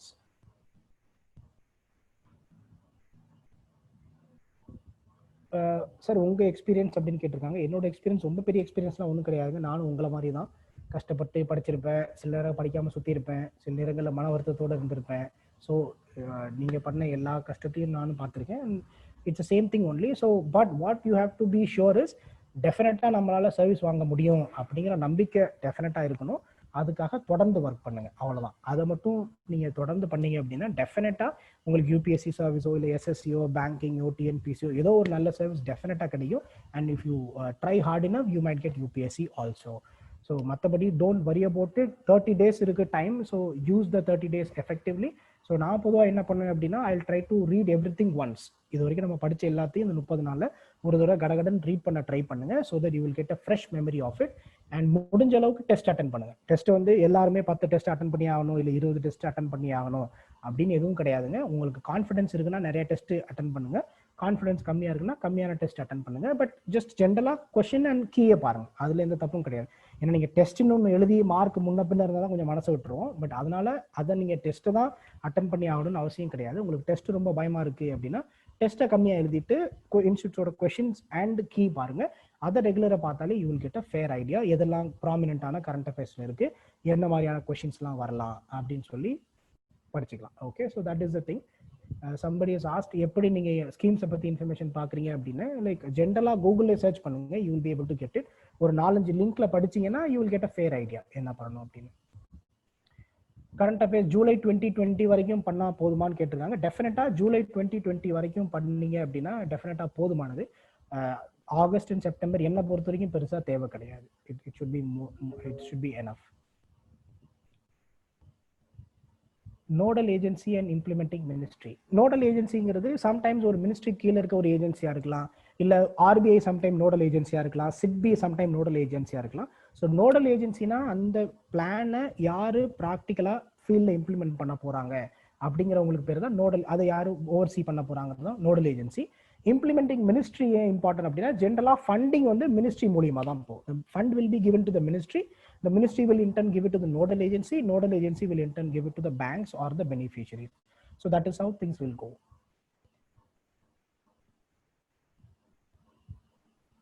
Mission mode project அப்படின்னா என்ன அப்படின்னா, mostly it is kind of a pilot project மாதிரி வச்சுக்கோங்க. மிஷன் மோட் ப்ராஜெக்ட் அப்படின்னா என்னன்னா, ஒரு குறிப்பிட்ட டைம்ல எஃபெக்டிவா ஒரு ஸ்கீமை ட்ரை பண்ணி பார்க்கணும் அப்படின்னு பார்க்கறதுக்கு we generally call it as mission mode project. அப்படி இது வந்து பேன் இண்டியா ஃபுல்லா கம்ப்ளீட் பெர்ஸ்பெக்டிவோட இம்ப்ளிமெண்ட் ஆகாத ஸ்கீமா இருக்கும்.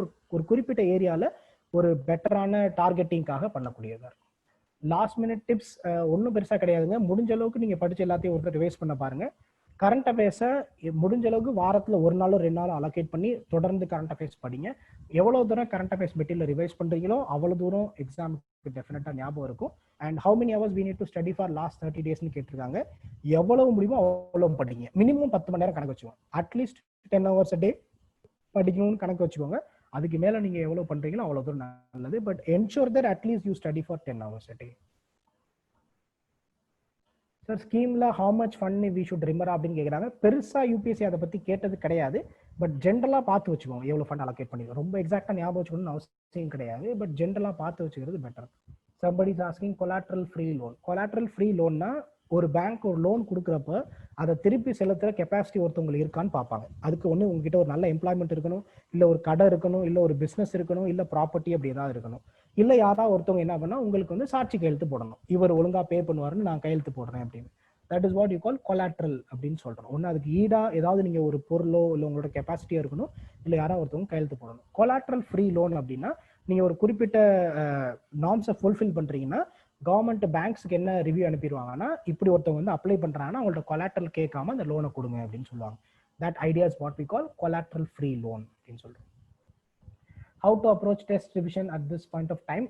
முடிஞ்ச அளவுக்கு நிறைய கொஸ்டின் பேப்பர்ஸ் பாருங்க, ஆன்சர்ஸ் பாருங்க. உங்களுக்கு கான்ஃபிடன்ஸ் இருந்தால் நிறைய டெஸ்ட் எழுதுங்க.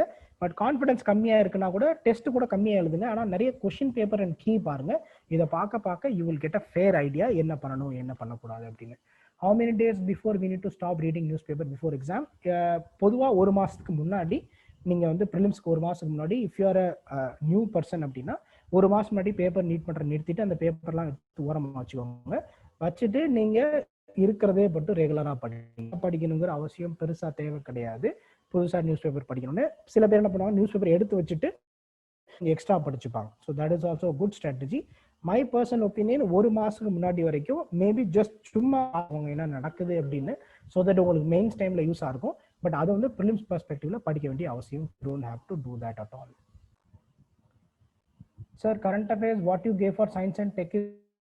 இப்போ ஒரு இ புக் போட்டாங்க நம்மளோட குரூப்ல சயின்ஸ் அண்ட் டெக்கோட ப்ராமினன்ட் கரண்ட் அஃபேர்ஸ்னு. அந்த மெட்டீரியலை பாருங்க. ரொம்ப ஒரு இல்லஸ்ட்ரேட்டிவான லிஸ்ட் தான் எடுத்தேன். எதெல்லாம் ரொம்ப முக்கியமான டாப்பிக்கோ அதை மட்டும் தான் எடுத்திருக்கேன். பட் சயின்ஸ் ஸோ அந்த இ புக் ரெஃபர்ஸை படிக்கிறீங்கன்னா அதில் கரண்ட் அஃபேர்ஸ் எல்லாத்தையும் நல்லா பாருங்க. அதில் எதெல்லாம் ரொம்ப இம்பார்ட்டண்ட்டோ அதை I have decided to teach you and that is same regime also for defence and space. So இது மூணு எடுத்துக்கோங்க. These are very important topics. அது இல்லாமல் சயின்ஸ் அண்ட் டெக் மெட்டீரியலோ இல்லை பிடிஎஃப் நீங்கள் ஆல்ரெடி மெட்டீரியல் படிக்கிறீங்கன்னா மெட்டீரியல் படிங்க, இல்லை இப்போ டவுன் ஹாலில் ரிலீஸ் பண்ண இ புக்ஸை படிங்க. That should be more then enough. Sir please preparation for college students. College students வந்து ரொம்ப பெருசாக ஃபோக்கஸ் பண்ணாதீங்க, உங்கள் படிப்பில் ஃபோக்கஸ் பண்ணுங்க. பேப்பர் மட்டும் ரெகுலராக படிங்க. 6th to 12th NCERT books வாங்கி படிக்க ஆரம்பிங்க. நீங்கள் காலேஜ் விட்டு வெளியே வர்றது வரைக்கும் ரெகுலராக படித்து அதை புரிஞ்சுக்கிட்டீங்க, ப்ளஸ் என்சிஆர்டி புக்ஸை நல்லா படிச்சிட்டிங்கன்னா அதுவே போதும். வெளியே வந்ததுக்கப்புறம் நீங்கள் ஒரு ஸ்டார்ட். மற்றபடி focus on your college preparation definitely.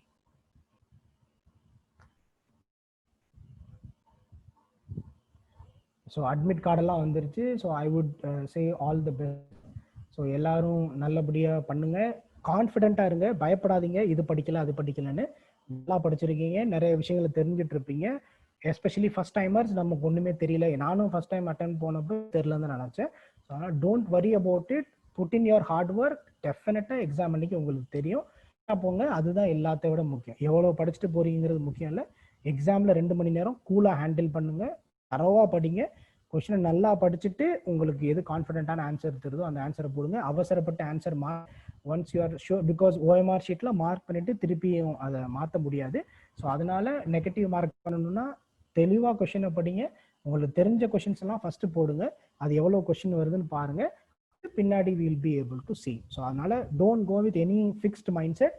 இத்தனை கொஸ்டின் அட்டன் பண்ணுவேன், இல்லை எடுத்தோடனே இவ்வளோ தூரம் தட்டி தூக்கிடுவேன் அப்படிங்கிற மாதிரி ஐடியா பண்ணிட்டு போகாதீங்க. கொஸ்டின் பேப்பரை பாருங்க, நிதானமாக எல்லா கொஸ்டினையும் படிங்க, ஆன்சர் மார்க் பண்ணுங்க. பட் நீங்கள் படித்த வரைக்கும் போதும் அப்படின்னு நம்பிட்டு போங்க. டோன்ட் வரி, எவ்வளோ படிச்சிருந்தாலும் அந்த 2 மணி நேரத்தில் நமக்கு மண்டேல பல்ப் எரியுதா இல்லையா, அவ்வளோதான் முக்கியம். ஸோ அதனால டெஃபினட்டாக எரியும். Don't worry. So all the very best for all your prelims. So எல்லாரும் இந்நேரம் ஹால் டிக்கெட் டவுன்லோட் பண்ணியிருப்பீங்க. ஹால் டிக்கெட் எல்லாம் முன்னாடியே நிறைய காப்பி, 2-3 காப்பி எடுத்து வச்சுக்கோங்க. பாக்கெட்டில் ஒன்று, பர்ஸில் ஒன்று, பேக்கில் ஒன்று அப்படின்னு பத்திரமா வச்சுக்கோங்க. So that will be able to don't have any tensions at the last minute. Pencil use பண்ணலாம் டெஃபினட்டாக. பென்சில் ஒரு எரேசரும் போய் எடுத்துகிட்டு போங்க. ஏதாவது எழுதணும்னா பென்சிலில் சின்னதாக கொஸ்டின் பேப்பர் எழுதுங்க. அதை இன்விஜிலேட்டர் வந்து அப்போஸ் பண்ணாங்கன்னா ரப்பர் வச்சு டெலீட் பண்ணிக்கோங்க. Okay, so that is how it is done. So thank you very much. So உங்களோட பேஷன்ஸ்க்கு ரொம்ப நன்றி. I hope my classes will be useful for your prelims 2020. So all the very best.